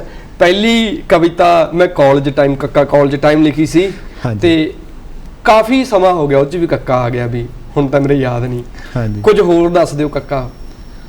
ਬਸ ਠੀਕ ਹੈ। ਅੱਛਾ, ਬਹਿਰ ਦੀ ਗੱਲ ਹੋ ਗਈ ਹੈ ਨਾ, ਤੁਸੀਂ ਇਹ ਤੁਹਾਡੀ ਦੂਜੀ ਕਿਤਾਬ ਆ, ਹੈ ਨਾ? ਹਾਂਜੀ। ਜਿਹੜੀ ਪਹਿਲੀ ਕਿਤਾਬ ਸੀ ਤਿੜਕੇ ਪੱਤੇ, ਇਹਦੇ 'ਚ ਕਿੱਦਾਂ ਦੀਆਂ ਕਵਿਤਾਵਾਂ ਨੇ? ਇਹਦੇ ਵਿੱਚ ਰਲੀਆਂ ਮਿਲੀਆਂ ਕਵਿਤਾਵਾਂ ਨੇ। ਕੁਝ ਕਵਿਤਾਵਾਂ ਨੇ ਜਿਵੇਂ ਨੀਵੇਂ ਮਜ਼ਦੂਰ, ਜਿਵੇਂ ਕਹਿ ਲਓ ਨੀਵੇਂ ਕਿਆ ਹੋ ਗਿਆ, ਮਤਲਬ ਮਜ਼ਦੂਰ ਜਾਂ ਹੋਰ ਦੱਬੇ ਕੁਚਲੇ ਤਬਕਾ ਜਿਹੜਾ, ਉਹਨਾਂ ਦੀ ਵੀ ਗੱਲ ਕੀਤੀ ਹੈ, ਜਿਹਨਾਂ ਵਿੱਚ ਸੀਰੀ ਹੋ ਗਏ, ਮਜ਼ਦੂਰ ਤਬਕਾ ਆ ਜਿਹੜਾ ਮਤਲਬ ਮਜ਼ਦੂਰੀ ਕਰਕੇ ਦਿਹਾੜੀ ਕਰਕੇ ਆਪਣੇ ਪੇਟ ਪਾਲਦਾ। ਉਹਨਾਂ ਦੀਆਂ ਕਵਿਤਾਵਾਂ ਮੈਂ ਪਹਿਲੇ ਰੱਖੀਆਂ ਨੇ 5-6 ਜੀ ਜੀ। ਉਸ ਤੋਂ ਬਾਅਦ ਅੱਗੇ ਫਿਰ ਜਿਵੇਂ ਜਿਵੇਂ ਸਮਾਜ ਵਿੱਚ ਜੋ ਵਿਚਰ ਰਿਹਾ ਉਸ ਹਿਸਾਬ ਨਾਲ ਕਵਿਤਾਵਾਂ ਨੇ। ਮਤਲਬ ਇਹ ਪਹਿਲਾ ਕਦਮ ਸੀ, ਤਾਂ ਇਹ ਥੋੜਾ ਹਰ ਕਵੀ ਦਾ ਥੋੜਾ ਨਹੀਂ ਇਹਨੂੰ ਮੈਂ ਕਹਿਣਾ ਵੀ ਇਹਦੇ ਵਿੱਚ ਤੁਸੀਂ ਮਤਲਬ ਵੀ ਜਦੋਂ ਤੁਸੀਂ ਸਾਹਿਤ ਦੇ ਖੇਤਰ 'ਚ ਕਹ ਲਓ ਵੀ ਹਲੇ ਜਿਵੇਂ ਬੱਚਾ ਤੁਰਨਾ ਸਿੱਖਦਾ ਹੌਲੀ ਹੌਲੀ ਹਨਾ, ਹੌਲੀ ਹੌਲੀ ਛੋਟੇ ਛੋਟੇ ਕਦਮਾਂ ਦੇ ਨਾਲ, ਉਦੋਂ ਬਾਅਦ ਚ ਉਹ ਰਵਾਨਗੀ ਜਿਹੜੀ ਉਦੋਂ ਬਾਅਦ ਚ ਤੁਸੀਂ ਰਵਾਨਗੀ ਫੜੀ ਉਹ ਤਾਂ ਸਾਨੂੰ ਦਿਸ ਰਹੀ ਆ ਪ੍ਰਤੱਖ ਸਾਹਮਣੇ ਸਾਡੇ ਮਨ ਮਿਰਦੰਗ ਦੇ ਵਿੱਚ। ਬੜੀਆਂ ਸੋਹਣੀਆਂ ਕਮਾਲ ਕਵਿਤਾਵਾਂ ਨੇ। ਇਹ ਕਿਤਾਬ ਜ਼ਰੂਰ ਪੜ੍ਹਨੀ ਚਾਹੀਦੀ ਹੈ, ਮੈਂ ਰეკਮੈਂਡ ਕਰ ਰਿਹਾ ਤੁਹਾਨੂੰ ਸਾਰਿਆਂ ਨੂੰ। ਤਿੜਕੇ ਪੱਤੇ ਤੋਂ ਮਨ ਮਿਰਦੰਗ ਆ ਗਿਆ, ਮਨ ਮਿਰਦੰਗ ਤੋਂ ਬਾਅਦ ਤੈਥੋਂ ਬਾਅਦ। ਇਹ ਕਿਤਾਬ ਇਹ ਤੈਥੋਂ ਬਾਅਦ ਮੈਂ ਪੁੱਛ ਸਕਦਾ ਵੀ ਕਿਹਦੇ ਤੋਂ ਬਾਅਦ ਕਿਹਾ ਤੁਸੀਂ? ਇਹ ਮੈਂ ਆਪਣੀ ਮਾਤਾ ਜੀ ਤੋਂ ਬਾਅਦ ਕੀਤੀ ਹੈ ਕਿਤਾਬ, ਇਸ ਕਰਕੇ ਮੈਂ ਤਾਂ ਆਪਣੇ ਮਾਤਾ ਜੀ ਬਾਰੇ ਹੀ ਕਹਿ ਸਕਦਾ ਵੀ ਮੈਂ ਤੈਥੋਂ ਬਾਅਦ ਮਾਂ ਨੂੰ ਕਿਹਾ ਆ। ਤੇ ਬਾਕੀ ਕਵਿਤਾਵਾਂ ਇਸ ਤਰ੍ਹਾਂ ਦੀਆਂ ਨੇ ਇਹਦੇ ਵਿੱਚ ਵੀ, ਉਹ ਜਿਵੇਂ ਤੁਸੀਂ ਪਾਠਕ ਆਪਣਾ ਆਪਣਾ ਦਰਦ ਹੈ, ਕੋਈ ਉਸ ਨੂੰ ਆਪਣੇ ਪਿਤਾ ਲਈ ਲੈ ਸਕਦਾ, ਕੋਈ ਆਪਣੇ ਪ੍ਰੇਮੀ ਲਈ ਲੈ ਸਕਦਾ ਤੈਥੋਂ ਬਾਅਦ ਜਾਂ ਪ੍ਰੇਮਿਕਾ ਲਈ, ਪਰ ਮੇਰਾ ਜੋ ਮਕਸਦ ਸੀਗਾ ਜਾਂ ਮੈਂ ਉਹ ਆਪਣੇ ਮਾਤਾ ਨੂੰ ਸਮਰਪਿਤ ਕੀਤੀ ਸੀ। ਜੀ ਜੀ ਜੀ ਜੀ। ਕਹਿੰਦੇ ਪਿਆਰ ਕੀਤੇ ਬਿਨਾ ਬੰਦਾ ਕੁਝ ਵੀ ਬਣ ਜੇ, ਪਰ ਇੱਕ ਕਵੀ ਨਹੀਂ ਬਣ ਸਕਦਾ। ਤੇ ਪਿਆਰ ਦਾ ਕੋਈ ਅਹਿਸਾਸ ਹੋਇਆ ਜ਼ਿੰਦਗੀ 'ਚ, ਮਾਣਿਆ ਕੋਈ ਉੱਦਾਂ ਦਾ? ਪਿਆਰ ਜ਼ਿੰਦਗੀ 'ਚ ਸਮੇਂ-ਸਮੇਂ ਦੇ ਨਾਲ ਜਿਸ ਤਰ੍ਹਾਂ ਸੀ ਉਹ ਹੁੰਦਾ ਰਿਹਾ। ਮੇਰੇ ਨਾਲ ਵੀ ਪਿਆਰ ਵੀ ਹੋਇਆ ਸੀ ਤੇ ਕਾਲਜ ਟਾਈਮ ਹੀ ਸੀ, ਪਰ ਚਲੋ ਜਿਵੇਂ ਬਾਪੀਆਂ ਨਾਲ ਵਾਪਰਦੇ ਆਪਣੇ ਨਾਲ ਵੀ ਉਵੇਂ ਹੀ ਵਾਪਰਿਆ, ਜੋ ਸਿਰੇ ਨਹੀਂ ਚੜਿਆ। ਤੇ ਜੋ ਵੀ ਸੀ ਚਲੋ ਆਪਣੀ ਰਜ਼ਾ ਮੰਨੀ ਆਪਾਂ ਪਰਮਾਤਮਾ ਦੀ। ਠੀਕ ਹੈ। ਮੈਂ ਨਾ ਤੁਹਾਡੀ ਇੱਕ ਕਵਿਤਾ ਪੜ੍ਹੀ ਸੀ ਜਦੋਂ ਮੈਂ ਪਹਿਲੀ ਵਾਰੀ ਇਹਨਾਂ ਨੂੰ ਸੋਸ਼ਲ ਮੀਡੀਆ ਤੇ ਲੱਭਿਆ, ਜਦੋਂ ਗੱਲ ਹੋਈ। ਕਹਿੰਦਾ ਤੂੰ ਜਿੱਥੇ ਪੈਰ ਧੋਤੇ ਸਨ ਬੋਧ ਮੰਦਰ ਦੀਆਂ ਪੌੜੀਆਂ ਤੇ ਘਾਹ ਉਗਾਇਆ ਹੈ। ਇੱਕ ਨਾ ਖਿਆਲ ਜੇ ਹੁੰਦੇ ਆ, ਭਾਵ ਜੇ ਹੁੰਦੇ ਆ, ਸੋਹਣੀਆਂ ਜੀਆਂ ਗੱਲਾਂ ਹੁੰਦੀਆਂ। ਜ਼ਰੂਰੀ ਨਹੀਂ ਮਤਲਬ ਹਰ ਇੱਕ ਚੀਜ਼ ਸਾਹਿਤ ਹੋਵੇ, ਪਰ ਸਾਹਿਤ ਵਰਗੀਆਂ ਚੀਜ਼ਾਂ ਵੀ ਹੁੰਦੀਆਂ, ਸੋਹਣੀਆਂ ਚੀਜ਼ਾਂ ਹੁੰਦੀਆਂ ਹਨਾ। ਇਹ ਖੁੱਲੀ ਕਵਿਤਾ ਹੈਗੀ ਆ, ਮੈਨੂੰ ਬੜੀ ਖੂਬਸੂਰਤ ਗੱਲ ਲੱਗੀ। ਤੂੰ ਜਿੱਥੇ ਪੈਰ ਧੋਤੇ ਸਨ ਬੋਧ ਮੰਦਰ ਦੀਆਂ ਪੌੜੀਆਂ ਤੇ ਘਾਹ ਉਗਾਇਆ ਹੈ। ਬੁੱਧ ਸਮਾਧੀ 'ਚ ਹੈ ਤੇ ਘਾਹ ਸਜਦੇ 'ਚ, ਹਵਾ ਨੇ ਤੈਨੂੰ ਯਾਦ ਕੀਤਾ ਹੈ। ਕਿਹਨੂੰ ਯਾਦ ਕੀਤਾ ਸੀ ਹਵਾ ਨੇ? ਹਵਾ ਨੇ ਤੈਨੂੰ ਯਾਦ ਕੀਤਾ, ਜਿਹਦੇ ਮੁਖਾਤਿਬ ਇਹ ਕਵਿਤਾ ਲਿਖੀ ਹੈ। ਕਢਵਾ ਲੈਣੀ ਹੈ ਗੱਲ, ਮੈਂ ਕੋਈ ਨਹੀਂ ਦੱਸ ਦਿਓ। ਚਲੋ, ਕਵੀ ਨੇ ਤਾਂ ਆਪਣੇ ਮਨ ਦੇ ਖਿਆਲ ਉਡਾਰੀ ਮਾਰਨੀ ਹੁੰਦੀ ਹੈ। ਕੁਛ ਚੀਜ਼ਾਂ ਤੁਹਾਡੇ ਨਾਲ ਵਾਪਰੀਆਂ ਹੁੰਦੀਆਂ ਨੇ। ਮੈਂ ਖੈਰ ਤੁਹਾਨੂੰ ਸਿੱਧਾ ਕਹਾਂ, ਮਤਲਬ ਵੀ ਜਿਹੜੀ ਤੁਹਾਡੀ ਆ ਕਿਤਾਬ ਮੈਂ ਤਾਂ ਇੱਥੋਂ ਬਾਅਦ ਦੇ ਦੀ, ਮੈਂ ਕਈ ਕਵਿਤਾਵਾਂ ਪੜ੍ਹੀਆਂ। ਕਿਤੇ ਨਾ ਕਿਤੇ ਮੈਨੂੰ ਨਾ ਜਿਹੜੇ ਸੁਖਵੀਰ ਨੇ ਸੂਹੇ ਅੱਖਰ ਵਾਲੇ, ਮੈਨੂੰ ਉਹਨਾਂ ਦੀ ਝਲਕ ਤੁਹਾਡੀਆਂ ਕਵਿਤਾਵਾਂ 'ਚੋਂ ਵਿਖਦੀ ਆ। ਉਹਨਾਂ ਦਾ ਅਸਰ ਹੈ ਤੁਹਾਡੇ 'ਤੇ? ਉਹ ਮੇਰੇ ਵੱਡੇ ਭਰਾਵਾਂ ਵਾਂਗੂ ਨੇ, ਮਤਲਬ ਵੱਡੇ ਭਰਾ ਹੀ ਕਹਿ ਲਓ, ਇੰਨੀ ਨੇੜੇ ਨੇ ਮੇਰੇ ਕਾਫੀ, ਮੈਂ ਵੀ ਉਹਨਾਂ ਦੇ ਕਾਫੀ ਨੇੜੇ ਹਾਂ ਤੇ ਸਾਡੀ ਅਕਸਰ ਗੱਲਬਾਤ ਵੀ ਹੁੰਦੀ ਹੈ। ਇਹ ਕਿਤਾਬ ਮਨ ਮਿਰਦੰਗ ਵੀ ਉਹਨਾਂ ਦੇ ਹੱਥਾਂ 'ਚ ਆਈ ਹੈ, ਮਤਲਬ ਉਹਨਾਂ ਨੇ ਪੜ੍ਹੀ ਇਹ ਕਿਤਾਬ। ਇਹ ਕਿਤਾਬ ਜਿਹੜੀ ਤੈਥੋਂ ਬਾਅਦ ਹੈ, ਇਹਦਾ ਨਾਮ ਵੀ ਉਹਨਾਂ ਨੇ ਹੀ ਰੱਖਿਆ ਆ। ਤੇ ਕਿਉਂਕਿ ਉਹ ਨੇੜੇ ਨੇ, ਉਹਨਾਂ ਨੂੰ ਪੜ੍ਹਦੇ ਆ ਤਾਂ ਥੋੜਾ ਸੰਗਤ ਦਾ ਅਸਰ ਹੁੰਦਾ ਹੈ। ਬਾਕੀ ਜਿਹੜੀ ਖੁੱਲੀ ਕਵਿਤਾ ਆ, ਮੇਰਾ ਖਿਆਲ ਹੈ ਵੀ ਖੁੱਲੀ ਕਵਿਤਾ ਅੱਜ ਕੱਲ੍ਹ ਇਸ ਤਰ੍ਹਾਂ ਲਿਖ ਰਹੇ ਨੇ ਜਿਵੇਂ ਵੀ ਕੁਛ ਵੀ ਸ਼ਬਦ ਚੱਕ ਕੇ ਤੁਸੀਂ ਰੱਖ ਦਿੰਦੇ ਹੋ। ਜਿਹੜੀ ਚੀਜ਼ ਇੱਕ ਤੁਹਾਡੇ ਅੰਦਰੋਂ ਨਿਕਲਣੀ ਚਾਹੀਦੀ ਹੈ, ਦਰਦ ਜਿਹੜਾ ਤੁਸੀਂ ਜੇ ਤੁਸੀਂ ਖੁਦ ਜਦੋਂ ਤੁਹਾਡੇ ਅੰਦਰ ਦਰਦ ਹੈ, ਜਦੋਂ ਤੁਸੀਂ ਉਦੋਂ ਕੋਈ ਚੀਜ਼ ਲਿਖਦੇ ਹੋ ਤਾਂ ਹੀ ਪਾਠਕ ਨੂੰ ਉਹ ਚੀਜ਼ ਮਹਿਸੂਸ ਹੋਊਗੀ, ਤਾਂ ਹੀ ਉਹ ਤੁਹਾਨੂੰ ਬਾਰ-ਬਾਰ ਭਾਵ ਜਿਹੜਾ ਹੁੰਦਾ ਨਾ, ਮਤਲਬ ਅਹਿਸਾਸ ਆ, ਜੇ ਉਹ ਤੁਸੀਂ ਸ਼ਬਦਾਂ 'ਚ ਮੜੋਗੇ ਤਾਂ ਸਾਹਮਣੇ ਵਾਲੇ ਨੂੰ, ਪੜ੍ਹਨ ਵਾਲੇ 'ਤੇ ਅਸਰ ਕਰੇ ਹਨਾ, ਫੇਰ ਆ ਗੱਲ। ਮੈਂ ਨਾ ਵੈਸੇ ਅੱਜ ਕੱਲ੍ਹ ਦੇਖ ਰਿਹਾ, ਇਹਦੇ 'ਚ ਵੀ ਮੈਨੂੰ ਕਾਫੀ ਲੱਗਿਆ ਤੁਹਾਡੀਆਂ ਜਿਹੜੀਆਂ ਕਵਿਤਾਵਾਂ ਉਹ ਨਿੱਜ ਦੇ ਨੇੜੇ ਨੇ।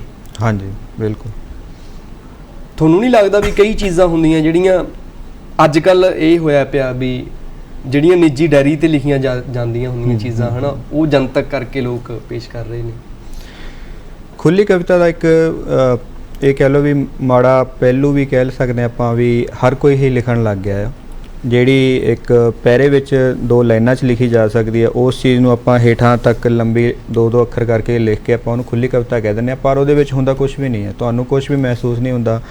ਹਾਂ, ਲੇਖਕ ਜਿਹੜੇ, ਮੈਂ ਕਿਸੇ ਦਾ ਨਾਮ ਤਾਂ ਨਹੀਂ ਲਊਂਗਾ, ਅੱਜ ਕੱਲ੍ਹ ਇਸੇ ਦੌਰ 'ਚ ਪਏ ਹੋਏ ਨੇ ਵੀ ਸਾਡੀ ਕਿਤਾਬ ਆ ਜਾਵੇ, ਅਸੀਂ ਇੰਨੀਆਂ ਕਵਿਤਾਵਾਂ ਲਿਖਣੀਆਂ, ਇੰਨੀਆਂ ਕਿਤਾਬਾਂ ਲਿਖ ਲਈਆਂ।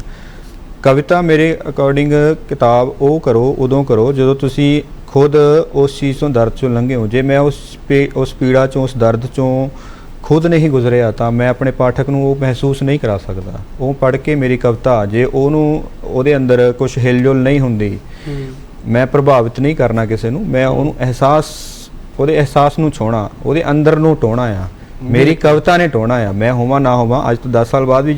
ਕਿਉਂਕਿ ਮਨੁੱਖ ਚਾਹੇ ਆਪਣੇ ਪੰਜਾਬ ਦਾ ਆ, ਚਾਹੇ ਪੂਰੀ ਦੁਨੀਆ 'ਚ ਅਮਰੀਕਾ ਕੈਨੇਡਾ ਕਿੱਥੇ ਵੀ ਬੈਠਾ ਆ, ਉਹਦੀਆਂ ਅੰਦਰੋਂ ਸੰਵੇਦਨਾਵਾਂ ਇੱਕੋ ਹੀ ਨੇ, ਰੋਣਾ ਹੱਸਣਾ, ਹਨਾ, ਦਰਦ, ਮਾਂ ਪ੍ਰਤੀ ਜੋ ਫੀਲਿੰਗ ਨੇ, ਜੋ ਵੀ ਨੇ, ਉਹ ਸਾਰੀਆਂ ਹੈ ਤਾਂ ਇੱਕੋ ਹੀ ਨੇ ਮਾਨਵ ਜਾਤੀ ਦੀਆਂ। ਜੀ। ਜਦੋਂ ਇਹ ਕਿਤਾਬ ਕੋਈ ਪੜ੍ਹੇਗਾ, ਹੋ ਸਕਦਾ ਉਹਨੂੰ ਆਪਣਾ ਵਿਛੜਿਆ ਹੋਇਆ ਭੈਣ ਭਰਾ ਯਾਦ ਆਵੇ, ਹੈ ਨਾ। ਜ਼ਰੂਰੀ ਨਹੀਂ ਕਿ ਉਹ ਪ੍ਰੇਮਿਕਾ ਲਈ ਹੀ ਉਸ ਨੂੰ ਪੜੂਗਾ। ਬਹੁਤ ਵਧੀਆ ਲੱਗੀ ਤੁਹਾਡੀ ਮੈਨੂੰ ਉਹ ਗੱਲ ਕਿ ਕਿਸੇ ਨੂੰ ਪ੍ਰਭਾਵਿਤ ਕਰਨ ਲਈ ਨਹੀਂ ਲਿਖਦੇ ਜੀ, ਉਹਨੂੰ ਮਹਿਸੂਸ ਕਰਨ ਲਈ, ਉਹਨੂੰ ਕਹ ਲਓ ਵੀ ਉਹ ਅਹਿਸਾਸ ਉਸ ਨੂੰ, ਉਸ ਦੇ ਅੰਦਰ ਜੋ ਪੀੜਾ ਹੈ ਨਾ, ਉਸ ਨੂੰ ਪੜ੍ਹ ਕੇ ਲੱਗੇ ਵੀ ਹਾਂ ਮੈਂ ਬਜਾਏ ਡਿਪਰੈਸ਼ਨ 'ਚ ਜਾਣਾ, ਮੈਂ ਇਸ ਚੀਜ਼ ਨਾਲ ਜੁੜ ਜਾਵਾਂ। ਹਾਂਜੀ, ਇਹ ਇਸ ਤਰ੍ਹਾਂ ਵੀ ਸਾਹਿਤ ਨਾਲ ਜੁੜਿਆ। ਸੋ ਵੇਲਾ ਇੱਕ ਨਿੱਕੀ ਜੀ ਬ੍ਰੇਕ ਦਾ ਹੋ ਗਿਆ ਜੀ। ਬ੍ਰੇਕ ਤੋਂ ਅਗਲੇਰੇ ਪਾਰ ਵੀ ਬਹਿਰ ਦੀਆਂ, ਖੁੱਲੀ ਕਵਿਤਾ ਦੀਆਂ, ਛੰਦਬੰਦੀ ਦੀਆਂ ਗੱਲਾਂ ਕਰਾਂਗੇ। ਆਓ ਮਿਲਦੇ ਹਾਂ ਬ੍ਰੇਕ ਤੋਂ ਬਾਅਦ। ਬ੍ਰੇਕ ਤੋਂ ਬਾਅਦ ਇੱਕ ਵਾਰੀ ਫਿਰ ਤੋਂ ਤੁਹਾਡਾ ਸਵਾਗਤ ਹੈ ਪ੍ਰੋਗਰਾਮ ਸਾਹਿਤਿਕ ਤੰਦਾਂ ਵਿੱਚ। ਅੱਜ ਸਾਡੇ ਵਿਹੜੇ ਗਿਤੇਸ਼ਵਰ ਜੀ ਆਏ ਹੋਏ ਨੇ। ਗਿਤੇਸ਼ਵਰ ਹੋਰਾਂ ਦੀ ਇੱਕ ਨਾ ਕਵਿਤਾ ਹੈਗੀ ਆ, ਜਿਹਦੇ ਵਿੱਚ ਕਵਿਤਾ ਦਾ ਨਾਮ ਹੈ ਰਾਣੀ ਲਿਪੀ, ਜਿਹਦੇ 'ਚ ਇਹਨਾਂ ਨੇ 300 ਤੋਂ ਵੱਧ ਸ਼ਬਦ ਪਰੋਏ ਨੇ। ਮੈਂ ਤੁਹਾਡੇ ਨਾਲ ਸਾਂਝੀ ਕਰਦਾ ਉਹ, ਫਿਰ ਇਹਦੇ ਬਾਰੇ ਵੀ ਗੱਲਾਂ ਬਾਤਾਂ ਕਰਾਂਗੇ। ਜਿਹੜੇ ਖਿੰਡ ਰਹੇ ਨੇ ਸ਼ਬਦ, ਵਿਸਰ ਰਹੇ ਨੇ ਸ਼ਬਦ, ਉਹਨਾਂ ਨੂੰ ਇਕੱਠਾ ਕਰਕੇ ਇੱਕ ਕਵਿਤਾ ਦੇ ਵਿੱਚ ਬੰਨ੍ਹਿਆ। ਤੇ ਜੇ ਕਵਿਤਾ ਵੀ ਕੋਈ ਪੜ੍ਹ ਲਵੇ ਤੇ ਅਰਥ ਜਾਣ ਲਏ ਸ਼ਬਦਾਂ ਦੇ, ਤਾਂ ਸ਼ਬਦਾਂ ਦੇ ਨਾਲ ਜੁੜਿਆ ਰਹੂਗਾ। ਸ਼ਬਦ ਬਚਣਗੇ, ਬੋਲੀ ਬਚੂਗੀ, ਬੋਲੀ ਬਚੂਗੀ, ਵਿਰਸਾ ਬਚੂਗਾ। ਸੋ ਗੱਲ ਇਹ ਆ ਵੀ ਬੋਲੀ ਨਾਲ, ਸ਼ਬਦਾਂ ਨਾਲ ਜੁੜਨਾ ਜ਼ਰੂਰੀ ਆ, ਜੜ੍ਹਾਂ ਨਾਲ ਜੁੜਨਾ ਜ਼ਰੂਰੀ ਆ। ਕਵਿਤਾ ਰਾਣੀ ਲਿਪੀ। ਮੁੰਦਰੀ ਮਹਿੰਦੀ ਰੰਗਲੇ ਪੋਟੇ, ਝਾਂਜਰ ਵਿਛੂਏ ਝੁਮਕੇ ਜੋਟੇ, ਘੱਗਰੇ ਚੁੰਨੀਆਂ ਲਹਿੰਗੇ ਗੋਟੇ, ਵੰਗਾਂ ਦੇ ਚਮਕੀਲੇ ਟੋਟੇ, ਇਸ਼ਕ ਮੁਹੱਬਤ ਸ਼ਿਕਵੇ ਫੋਟੇ, ਭਾਣ ਰੁਪਈਏ ਸਿੱਕੇ ਖੋਟੇ, ਵਣਜ ਮੁਨਾਫਾ ਹਾਨੀ ਹੋਟੇ, ਖੰਡੇ ਤਖਤ ਨਗਾਰੇ ਚੋਟੇ, ਨਿੰਮ ਧਰੇਕਾਂ ਤੂਤ ਬਰੋਟੇ, ਕੌਲੇ ਕੰਧਾਂ ਪਿੜਤੇ ਓਟੇ, ਕੜਛੀ ਡੋਲੂ ਕੁੰਡੀ ਸੋਟੇ, ਖਰਲ ਬੂਟੀਆਂ ਕਾੜੇ ਘੋਟੇ, ਤੌੜੀਆਂ ਤਵੀਆਂ ਛੰਨੇ ਲੋਟੇ, ਥਾਲ ਪਰਾਂਤਾਂ ਚਮਚੇ ਛੋਟੇ, ਚਰਖੇ ਸੂਈਆਂ ਧਾਗੇ ਤੋਪੇ, ਲੱਜਾਂ ਦੌਣਾ ਰੱਸੇ ਮੋਟੇ। ਕਵਿਤਾ ਕਾਫੀ ਲੰਬੀ ਆ। ਸੋ ਪਹਿਲਾਂ ਤਾਂ ਬਹੁਤ ਸੋਹਣੀ ਚੀਜ਼ ਆ। ਮੈਂ ਤੁਹਾਨੂੰ ਕਹਿਣਾ ਵੀ ਤੁਸੀਂ ਐਡਾ ਸੋਹਣਾ ਬਹਿਰ ਦੇ ਵਿੱਚ ਐਡਾ ਕਮਾਲ ਲਿਖਦੇ ਹੋ, ਫਿਰ ਤੁਸੀਂ ਇੱਧਰ ਖੁੱਲੀ ਕਵਿਤਾ ਵੱਲ ਕਾਹਤੋਂ ਔਲ ਪਏ ਇੰਨਾ? ਮੈਂ ਇਹ ਕਿਤਾਬ ਕਰਨ ਤੋਂ ਪਹਿਲਾਂ ਕਾਫੀ ਮਤਲਬ ਆਪਣੇ ਆਪ ਨੂੰ, ਮੇਰੀ ਦਿਲੀ ਇੱਛਾ ਸੀ ਕਿ ਮੈਂ ਇਸ ਤਰ੍ਹਾਂ ਦੀ ਕਿਤਾਬ ਕਰਾਂ ਜਿਹੜੀ ਪੰਜਾਬੀ ਸੱਭਿਆਚਾਰ ਨੂੰ ਸਮਰਪਿਤ ਹੋਵੇ, ਜਿਹਦੇ ਵਿੱਚ ਪੰਜਾਬੀ ਸਾਹਿਤ ਦਾ ਜ਼ਿਕਰ ਹੋਵੇ। ਕਿਉਂਕਿ ਇਹ ਕਿਤਾਬ ਤੋਂ ਬਾਅਦ ਕੁਛ ਇੱਕ ਦੋ ਸੀਗੇ ਜਿਹੜੇ ਸੀਨੀਅਰ ਸੀਗੇ ਮੇਰੇ ਤੋਂ, ਉਹਨਾਂ ਨੇ ਕਾਫੀ ਟਿੱਪਣੀ ਕੀਤੀ ਸੀ ਵੀ ਇਸ ਤਰ੍ਹਾਂ ਨਹੀਂ ਲਿਖਿਆ ਜਾ ਸਕਦਾ। ਮਤਲਬ ਅੱਜ ਕੱਲ੍ਹ ਦੇ ਜ਼ਿਆਦਾਤਰ ਲੋਕ ਜਿਹੜੇ ਸਾਹਿਤ ਨੂੰ ਪੜ੍ਹਦੇ ਲਿਖਦੇ ਆ, ਕੇਵਲ ਉਹ ਹੀ ਲਿਖ ਸਕਦੇ ਆ। ਮੇਰਾ ਪੇਸ਼ਾ ਵੀ ਇਹ ਨਹੀਂ ਹੈਗਾ, ਮੈਂ ਕੰਪਿਊਟਰ ਦਾ ਜ਼ਿਆਦਾ ਕਰਦਾ ਕੰਮ ਨਾ। ਮਤਲਬ ਮੇਰਾ ਸਾਹਿਤ ਨਾਲ 10ਵੀਂ ਤੱਕ ਹੀ ਸੀਗਾ ਸੰਬੰਧ, ਉਸ ਤੋਂ ਬਾਅਦ ਨਾਨ ਮੈਡੀਕਲ ਰੱਖ ਲਈ, ਤੇ ਅੱਗੋਂ ਤੇ ਉਸ ਤੋਂ ਬਾਅਦ ਜੋ ਗੈਪ ਆਇਆ, ਮੈਂ ਪੜ੍ਹਿਆ ਕਿਤਾਬਾਂ ਨੂੰ, ਸ਼ਬਦਾਂ ਬਾਰੇ ਜਾਣਿਆ, ਤਾਂ ਮੇਰੀ ਆਪਣੀ ਇੱਕ ਦਿਲੀ ਇੱਛਾ ਸੀ ਕਿ ਮੈਂ ਪੰਜਾਬੀ ਮਾਂ ਬੋਲੀ ਦੀ ਝੋਲੀ ਇਹੋ ਜਿਹੀ ਕਿਤਾਬ ਪਾਵਾਂ ਜਿਹੜੀ ਆਪਣੇ ਆਪ 'ਚ ਇੱਕ ਸ਼ਬਦ ਗ੍ਰੰਥ ਹੋਵੇ, ਇੱਕ ਸ਼ਬਦਕੋਸ਼ ਹੋਵੇ, ਜਿਹਦੇ ਵਿੱਚ ਸ਼ਬਦ ਮੈਂ ਇਕੱਠੇ ਕਰਕੇ ਰੱਖ ਦੇਵਾਂ। ਇਸ ਕਰਕੇ ਮੈਂ ਇਹਦੇ 'ਤੇ ਕਾਫੀ ਮਿਹਨਤ ਕੀਤੀ, ਤੇ ਇਹਨੂੰ ਸਾਰੀ ਨੂੰ ਹੀ ਮੈਂ, ਇਹਦੇ ਵਿੱਚ ਕੋਈ ਖੁੱਲੀ ਕਵਿਤਾ ਨਹੀਂ ਹੈ, ਸਾਰੀ ਹੀ ਲੈਬੱਧ ਕਵਿਤਾ ਹੈ। ਗੀਤ ਨੇ, ਮਾਂ ਬੋਲੀ ਪੰਜਾਬੀ ਤੇ ਪੰਜਾਬ ਬਾਰੇ ਨੇ, ਪੰਜਾਬ ਵਿੱਚ ਨਸ਼ਾ, ਉਹ ਸਾਰਾ ਇਹਦੇ ਵਿੱਚ ਮਤਲਬ ਪਰੋ ਕੇ ਰੱਖਿਆ ਹੋਇਆ ਹੈ। ਨਹੀਂ ਤੁਸੀਂ, ਮੈਂ ਨਾ, ਮੇਰਾ ਸਵਾਲ ਇਹ ਸੀਗਾ ਵੀ ਤੁਸੀਂ ਬਹਿਰ ਦੇ ਵਿੱਚ ਇੰਨਾ ਸੋਹਣਾ ਲਿਖ ਲੈਂਦੇ ਹੋ, ਕਿਉਂਕਿ ਨਾ ਜਦੋਂ ਕੋਈ ਵੀ ਕਵੀ ਲਿਖਦਾ ਨਾ, ਖੁੱਲੀ ਕਵਿਤਾ ਦਾ ਅਲੱਗ ਆ, ਉਹਦਾ ਮਤਲਬ ਵੀ ਬਹਿਰ ਦਾ ਅਸਰ ਤਾਂ ਹੁੰਦਾ ਹੀ ਆ ਨਾ। ਮੈਂ ਉਸ ਸਵਾਲ ਦਾ ਜਵਾਬ ਦਿੰਦਾ। ਖੁੱਲੀ ਕਵਿਤਾ, ਹੁਣ ਇਹ ਪੰਜਾਬੀ ਭਾਸ਼ਾ ਲਈ ਮੈਂ ਕਾਫੀ ਸ਼ਬਦ ਲਿਖ ਦਿੱਤੇ, ਕਾਫੀ ਪੰਜਾਬੀ ਮਾਂ ਬੋਲੀ ਦੀ ਇੱਕ ਤਰ੍ਹਾਂ ਨਾਲ ਮੇਰੇ ਵੱਲੋਂ ਜਿੰਨੀ ਹੋ ਸਕੀ ਸੇਵਾ ਕੀਤੀ। ਖੁੱਲੀ ਕਵਿਤਾ ਵਿੱਚ ਮੈਂ ਨਾਲ ਖੁੱਲੀ ਕਵਿਤਾ ਵੀ ਲਿਖ ਰਿਹਾ, ਇਸ ਤੋਂ ਅੱਗੇ ਵੀ ਮੈਂ ਕਾਫੀ ਕੁਝ ਲਿਖ ਰਿਹਾ ਬਹਿਰ ਵਿੱਚ, ਛੰਦਬੰਦੀ 'ਚ, ਹੈ ਨਾ। ਤੇ ਇਹ ਮੈਂ ਉਹਨਾਂ ਪਾਠਕਾਂ ਲਈ ਇੱਕ, ਮਤਲਬ ਹਰ ਤਰ੍ਹਾਂ ਦੇ ਪਾਠਕਾਂ ਲਈ ਸ਼ਾਇਰ ਉਹ ਹੁੰਦਾ ਜਿਹੜਾ ਹਰ ਤਰ੍ਹਾਂ ਦੇ ਪਾਠਕਾਂ ਲਈ ਲਿਖੇ, ਹੈ ਨਾ। ਹੋ ਸਕਦਾ ਮੈਂ ਨਾਵਲ ਵੀ ਲਿਖਾਂ, ਪਰ ਇਸ ਟਾਈਮ ਮਤਲਬ ਜੇ ਮੈਂ ਖੁੱਲੀ ਕਵਿਤਾ ਲਿਖੀ ਤਾਂ ਮੈਂ ਉਹ ਸਾਰੀ ਖੁੱਲੀ ਕਵਿਤਾ ਇੱਕ ਕਿਤਾਬ ਵਿੱਚ ਪਰੋਤੀ, ਛੰਦਬੰਦੀ ਵਾਲੀ ਇੱਕ 'ਚ ਪਰੋਤੀ, ਹੈ ਨਾ। ਮਤਲਬ ਇਹ ਵੀ ਇੱਕ ਤਰ੍ਹਾਂ ਦੀ ਨਹੀਂ, ਉਹ ਮੈਂ ਨਾ ਕਿਤੇ ਇਹ ਨਾ ਸਮਝ ਲਿਓ ਵੀ ਮੈਂ ਖੁੱਲੀ ਕਵਿਤਾ ਦਾ ਮੈਂ ਵਿਰੋਧ ਕਰ ਰਿਹਾ, ਮੈਂ ਉਦਾਂ ਦਾ ਨਹੀਂ ਕਰ ਰਿਹਾ ਗੱਲ। ਕਿਉਂਕਿ ਮੈਨੂੰ ਨਾ ਕਈ ਚੀਜ਼ਾਂ ਇਹ ਨੇ, ਜਿਵੇਂ ਹਨਾ ਵੀ ਖੁੱਲੀ ਕਵਿਤਾ ਦੇ ਨਾਂ ਤੇ ਨਾ ਬੜਾ ਕੁਝ ਮਤਲਬ ਵਧੀਆ ਜਾਣੀ ਹੈਗਾਗਾ, ਸਾਹਿਤ ਨਾਲ ਖਿਲਵਾੜ ਜਾ ਹੋ ਰਿਹਾ ਹੈਗਾ। ਤੋ ਗੱਲ ਇਹ ਮੈਂ ਤਾਂ ਕਰਕੇ ਕਹਿ ਰਿਹਾ ਸੀਗਾ ਵੀ ਤੁਹਾਡੇ ਕੋਲ ਹੁਨਰ ਬਹੁਤ ਅੱਛਾ ਹੈਗਾ ਲਿਖਣ ਦਾ। ਜੀ ਜੀ, ਮੇਰੀ ਸਟਾਰਟਿੰਗ ਇਸ ਤੋਂ ਹੀ ਹੋਈ ਹੈ ਨਾ, ਛੰਦਬੰਦੀ ਤੋਂ ਹੀ, ਬਹਿਰਾ ਤੋਂ ਪਹਿਲਾਂ ਜਿਹੜੇ ਮੈਂ ਜੋ ਵੀ ਲਿਖਦਾ ਰਿਹਾ ਵਾਂ। ਤੁਸੀਂ ਇਹ ਖੁਦ ਪੜ੍ਹਿਆ ਪਿੰਗਲ ਅਰੂਜ਼ ਬਾਰੇ? ਹਾਂਜੀ ਹਾਂਜੀ, ਛੰਦਾਂ ਬਾਰੇ? ਜੀ ਜੀ, ਉਹ ਪੜ੍ਹਨਾ ਜ਼ਰੂਰੀ ਹੈ ਜੇ ਤੁਸੀਂ ਸਾਹਿਤ ਵਿੱਚ। ਮੈਂ ਅੱਜ ਕੱਲ੍ਹ ਦੇ ਨਵੇਂ ਸ਼ਾਇਰਾਂ ਨੂੰ ਜਾਂ ਲਿਖ ਰਹੇ ਨੇ ਜਿਹੜੇ, ਉਹਨਾਂ ਨੂੰ ਕਹਾਂਗਾ ਕਿ ਪਹਿਲਾਂ ਪੜ੍ਹੋ ਕਿਤਾਬਾਂ। ਅੱਛਾ, ਜੇ ਤੁਸੀਂ ਛੰਦਬੰਦੀ ਦੀ ਗੱਲ ਕਰੋ ਤਾਂ ਤੁਹਾਨੂੰ ਕਿਹੜੇ ਸ਼ਾਇਰ ਨੇ ਪੰਜਾਬੀ ਦੇ ਨੇ ਟੁੰਬਿਆ? ਮੈਨੂੰ ਸਿਰਫ ਇੱਕੋ ਸ਼ਾਇਰ ਨੇ ਪ੍ਰਭਾਵਿਤ ਕੀਤਾ ਜੀ, ਸ਼ਿਵ ਕੁਮਾਰ ਬਟਾਲਵੀ ਜੀ ਨੇ ਜੀ। ਮਤਲਬ ਜਿਨ੍ਹਾਂ ਨੇ ਉਹਨੂੰ ਪੜ੍ਹ ਲਿਆ, ਉਹਨਾਂ ਨੂੰ ਪੜ੍ਹ ਲਿਆ ਤਾਂ ਉਹ ਪੰਜਾਬ ਬਾਰੇ ਸਾਰੀ ਜਾਣਕਾਰੀ, ਸਾਹਿਤ ਬਾਰੇ, ਦੁੱਖ ਦਰਦ, ਮਤਲਬ ਉਹ ਆਪਣੇ ਆਪ ਵਿੱਚ ਹੀ ਇੱਕ ਪੰਜਾਬੀ ਮਾਂ ਬੋਲੀ। ਜੇ ਮਤਲਬ ਵੀ ਛੰਦਾਂ ਬਾਰੇ ਗੱਲ ਕਰੀਏ, ਬਹਿਰਾਂ ਬਾਰੇ ਗੱਲ ਕਰੀਏ ਤਾਂ ਬਾਬੂ ਰਜ਼ਬ ਅਲੀ, ਹਾਂ ਸਿਰਮੌਰ ਨੇ, ਉਹਨਾਂ ਦਾ ਨਾਮ ਸਭ ਤੋਂ ਉੱਪਰ ਆਉਂਦਾ ਜੀ। ਜੀ ਜੀ, ਮਾਲਵੇ ਦੇ ਕਵੀ ਹੋਏ ਨੇ, ਉਹਨਾਂ ਦੇ ਪਿੰਡਾਂ ਤੋਂ ਲੈ ਕੇ, ਸ਼ਹਿਰਾਂ ਤੋਂ ਲੈ ਕੇ, ਕਿੱਥੋਂ ਦਾ ਕੀ ਚੀਜ਼ ਖਾਸ ਆ, ਕੱਲੇ ਪਿੰਡ ਦਾ ਵੀ ਉਹਨਾਂ ਨੇ ਜ਼ਿਕਰ ਕਰਿਆ ਹੋਇਆ ਆਪਣੀਆਂ ਕਵਿਤਾਵਾਂ ਦੇ ਵਿੱਚ। ਲੋਕ ਤੱਥ ਕਾਫੀ ਨੇ ਉਹਨਾਂ ਦੇ, ਲੋਕ ਤੱਥ ਕਾਫੀ ਨੇ। ਤੁਹਾਨੂੰ ਨਹੀਂ ਲੱਗਦਾ ਕਿਤੇ ਨਾ ਕਿਤੇ ਪੜ੍ਹਨ ਵਾਲਿਆਂ ਦਾ ਪੱਧਰ ਦੇ ਹਿਸਾਬ ਨਾਲ, ਜਿਵੇਂ ਉਹ ਤਾਂ ਹਨਾ, ਲਿਖਣ ਵਾਲਿਆਂ ਦਾ ਵੀ ਅੱਜ ਕੱਲ੍ਹ ਘਟ ਰਿਹਾ ਹੈਗਾ? ਜਿਸ ਤਰ੍ਹਾਂ ਦੇ ਪਾਠਕ ਨੂੰ ਤੁਸੀਂ ਪਰੋਸੋਗੇ ਨਾ, ਪਾਠਕ ਮਤਲਬ ਪਾਠਕਾਂ ਦੀਆਂ ਵੀ ਕਈ ਨੇ। ਹੁਣ ਇੱਥੇ ਪੰਜਾਬੀ ਆਪਣੇ ਲੋਕ ਜਿਹੜੇ ਅੱਜ ਕੱਲ੍ਹ ਦੇ ਯੰਗ ਜਨਰੇਸ਼ਨ ਹੈ, ਬੱਚੇ ਹੈ, ਇਹਨਾਂ ਵਿੱਚ ਕੁਝ ਰੁਝਾਨ ਇੱਦਾਂ ਦਾ ਹੋ ਗਿਆ ਵੀ ਪੰਜਾਬੀ ਤੋਂ ਦੂਰ ਹੁੰਦੇ ਜਾ ਰਹੇ ਆ, ਜਾਂ ਕਹਿ ਲਓ ਵੀ ਕਾਲਜ ਵਿੱਚ ਜਿਨ੍ਹਾਂ ਨੂੰ ਕਿਤਾਬਾਂ ਲੱਗੀਆਂ ਨੇ ਉਹਨਾਂ ਕੋਲ ਇਹ ਸਾਹਿਤ ਪਹੁੰਚ ਰਿਹਾ। ਪਰ ਜ਼ਿਆਦਾਤਰ ਜਿਹੜੇ ਕਵੀ ਨੇ ਉਹ ਖੁੱਲ੍ਹੀ ਕਵਿਤਾ ਜਦੋਂ ਲਿਖਦੇ ਨੇ ਤਾਂ ਆਪਣੇ ਖੁੱਲ੍ਹੀ ਕਵਿਤਾ ਦੇ ਨਾਂ 'ਤੇ ਕਾਫੀ ਕੁਛ ਇੱਦਾਂ ਦਾ ਲਿਖ ਜਾਂਦੇ ਆ ਵੀ ਉਹ ਪਾਠਕ ਤੱਕ ਜਦੋਂ ਪਹੁੰਚਦਾ, ਜਿਹੜਾ ਤਾਂ ਸਹੀ ਪਾਠਕ ਹੈ, ਜਿਹਨੂੰ ਜਾਣਕਾਰੀ ਹੈ ਸਾਹਿਤ ਦੀ, ਜਿਹਨੇ ਪੜ੍ਹਿਆ ਕਿਤਾਬਾਂ ਨੂੰ, ਕਾਫੀ ਲੇਖਕਾਂ ਨੂੰ ਪੜ੍ਹਿਆ, ਉਹਨੂੰ ਪਤਾ ਲੱਗ ਜਾਂਦਾ ਵੀ ਇਹ ਖੁੱਲ੍ਹੀ ਕਵਿਤਾ ਦੇ ਨਾਂ 'ਤੇ ਬਿਲਕੁਲ ਹੀ ਮਤਲਬ ਜਮਾਂ ਹੀ ਨਹੀਂ ਲਿਖਿਆ, ਸਹੀ ਨਹੀਂ ਲਿਖਿਆ, ਕੋਈ ਅਹਿਸਾਸ ਨਹੀਂ ਟੁੰਬਦੇ। ਖੁੱਲ੍ਹੀ ਕਵਿਤਾ ਦਾ ਇਹ ਹੁੰਦਾ ਵੀ ਮਤਲਬ ਅਸੀਂ ਜਿਹੜੀ ਚੀਜ਼ ਸਿੱਧੀ ਸਾਫ਼ ਸਪਸ਼ਟ ਕਿਸੇ ਨੂੰ ਕਹਿ ਸਕੀਏ, ਕੋਈ ਸਮਝ ਜਾਵੇ, ਕੋਈ ਅਨਪੜ੍ਹ ਬੰਦਾ ਵੀ ਜਿਹਨੂੰ ਇਹਨਾਂ ਚੀਜ਼ਾਂ ਦਾ ਨਹੀਂ ਗਿਆਨ ਹੈਗਾ, ਹੈ ਨਾ, ਉਹ ਵੀ ਜੇ ਹੁਣ ਕੋਈ ਕਵਿਤਾ ਇਹ 'ਚੋਂ ਪੜ੍ਹੂਗਾ ਜਾਂ ਉਹਨੂੰ ਕੋਈ ਸੁਣਾਈ ਜਾਊਗੀ ਤਾਂ ਉਹਨੂੰ ਸਮਝ ਲੱਗੂਗੀ ਵੀ ਇਹ ਚੀਜ਼ ਇਸ ਬਾਰੇ ਕਹੀ ਗਈ ਹੈ ਤੇ ਇਹ ਉਹਦੇ ਅੰਦਰ ਨੂੰ ਵੀ ਟੁੰਬੂਗੀ। ਅੱਛਾ, ਮਨੋਰੰਜਨ ਦੇ ਹੋਰ ਬੜੇ ਸਾਧਨ ਨੇ, ਪਰ ਲੋਕ ਕਿਤਾਬਾਂ ਹੀ ਕਿਉਂ ਪੜ੍ਹਨ? ਕਿਤਾਬਾਂ ਤਾਂ ਪੜ੍ਹਨ ਕਿਉਂਕਿ ਅੱਜ ਕੱਲ੍ਹ ਮਨੋਰੰਜਨ ਤੇ ਗਿਆਨ, ਗੱਲ ਇਹ ਵੀ ਹੈ ਨਾ, ਮਨੋਰੰਜਨ ਦੇ ਨਾਲ ਜਿਵੇਂ ਅੱਜ ਕੱਲ੍ਹ ਜੇ ਕਿਸੇ ਨੇ ਨਾਵਲ ਪੜ੍ਹਨਾ ਤਾਂ ਕਹਿ ਦਈਏ ਪੜ੍ਹਨ ਦਾ ਟਾਈਮ ਨਹੀਂ ਹੈਗਾ ਕਿਸੇ ਕੋਲ। ਜੀ ਜੀ ਜੀ, ਠੀਕ ਹੈ। ਤਾਂ ਇੱਕ ਇਹਦਾ ਹੋਰ ਵੀ ਆਇਆ, ਆਡੀਓ ਬੁੱਕ ਦਾ ਵੀ ਆਇਆ ਹੈਗਾ, ਤੁਸੀਂ ਉਵੇਂ ਵੀ ਜੁੜ ਸਕਦੇ ਹੋ ਨਾਲ। ਕਾਫੀ ਪਹਿਲਾਂ ਨਾਲੋਂ ਨਾ ਜ਼ਿੰਦਗੀ ਤੇਜ਼ ਹੋ ਚੁੱਕੀ ਹੈ, ਕਿਸੇ ਕੋਲ ਸਮਾਂ ਨਹੀਂ ਹੈ।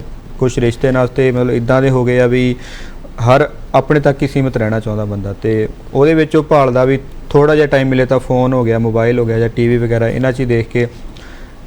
ਮਤਲਬ ਸਾਡੇ ਇੱਥੇ ਬੱਚਿਆਂ ਨੂੰ ਸ਼ੁਰੂ ਤੋਂ ਕਿਤਾਬਾਂ ਇੱਕ ਮਤਲਬ ਬੋਝ ਵਾਂਗੂ ਮਹਿਸੂਸ ਕਰਾਈ ਜਾਂਦੀਆਂ ਨੇ। ਉਹਨਾਂ ਨੂੰ ਸ਼ੌਕ ਪਾਉਣਾ ਚਾਹੀਦਾ ਸਾਨੂੰ ਬੱਚਿਆਂ ਨੂੰ ਵੀ ਉਹ ਪੜ੍ਹਨ ਸ਼ੁਰੂ ਤੋਂ। ਪਿਛਲੀ ਵਾਰੀ ਨਾ ਮੇਰੇ ਨਾਲ ਜਿਹੜੇ ਸਾਹਿਤਕਾਰ ਆਏ ਸੀਗੇ, ਆਪਣੇ ਪੰਜਾਬੀ ਦੇ ਬਹੁਤ ਵੱਡੇ ਸਾਹਿਤਕਾਰ ਨੇ, ਲੇਖਕ ਨੇ, ਜਸਬੀਰ ਭੁੱਲਰ ਜੀ। ਹਾਂਜੀ, ਉਹਨਾਂ ਦੀਆਂ ਨਾ ਕਿਤਾਬਾਂ ਹੈਗੀਆਂ ਜਿਵੇਂ ਖੰਭਾਂ ਵਾਲਾ ਕੱਛੂ ਕੁੰਮਾ, ਪਤਾਲ ਦੇ ਗਿੱਠ ਮੁਠੀਏ। ਉਹ ਬੱਚਿਆਂ ਨੂੰ ਜੇ ਪੜ੍ਹਾਈਏ ਨਾ ਉਹ ਕਿਤਾਬ, ਤਾਂ ਉਹ ਮਤਲਬ ਵੀ ਇੱਕ ਕਹਿ ਲਓ ਉਹਨਾਂ ਦੀ ਕਲਪਨਾ ਦੇ ਵੀ ਕਹਿ ਲਓ ਘੋੜੇ ਉੱਡਦੇ ਨੇ। ਹਾਂਜੀ, ਰੌਚਕ ਕਿਤਾਬ, ਰੌਚਕ ਜੀਆਂ ਹੁੰਦੀਆਂ ਚੀਜ਼ਾਂ। ਤਾਂ ਉਹ ਕਰਕੇ ਜਦੋਂ ਉਹਨਾਂ ਨੂੰ ਥੋੜਾ ਇੱਧਰ ਚੇਤਕ ਲੱਗਦੀ ਹੈ ਇਸ ਚੀਜ਼ ਦੀ, ਤਾਂ ਉਹ ਪੜ੍ਹਦੇ ਨੇ।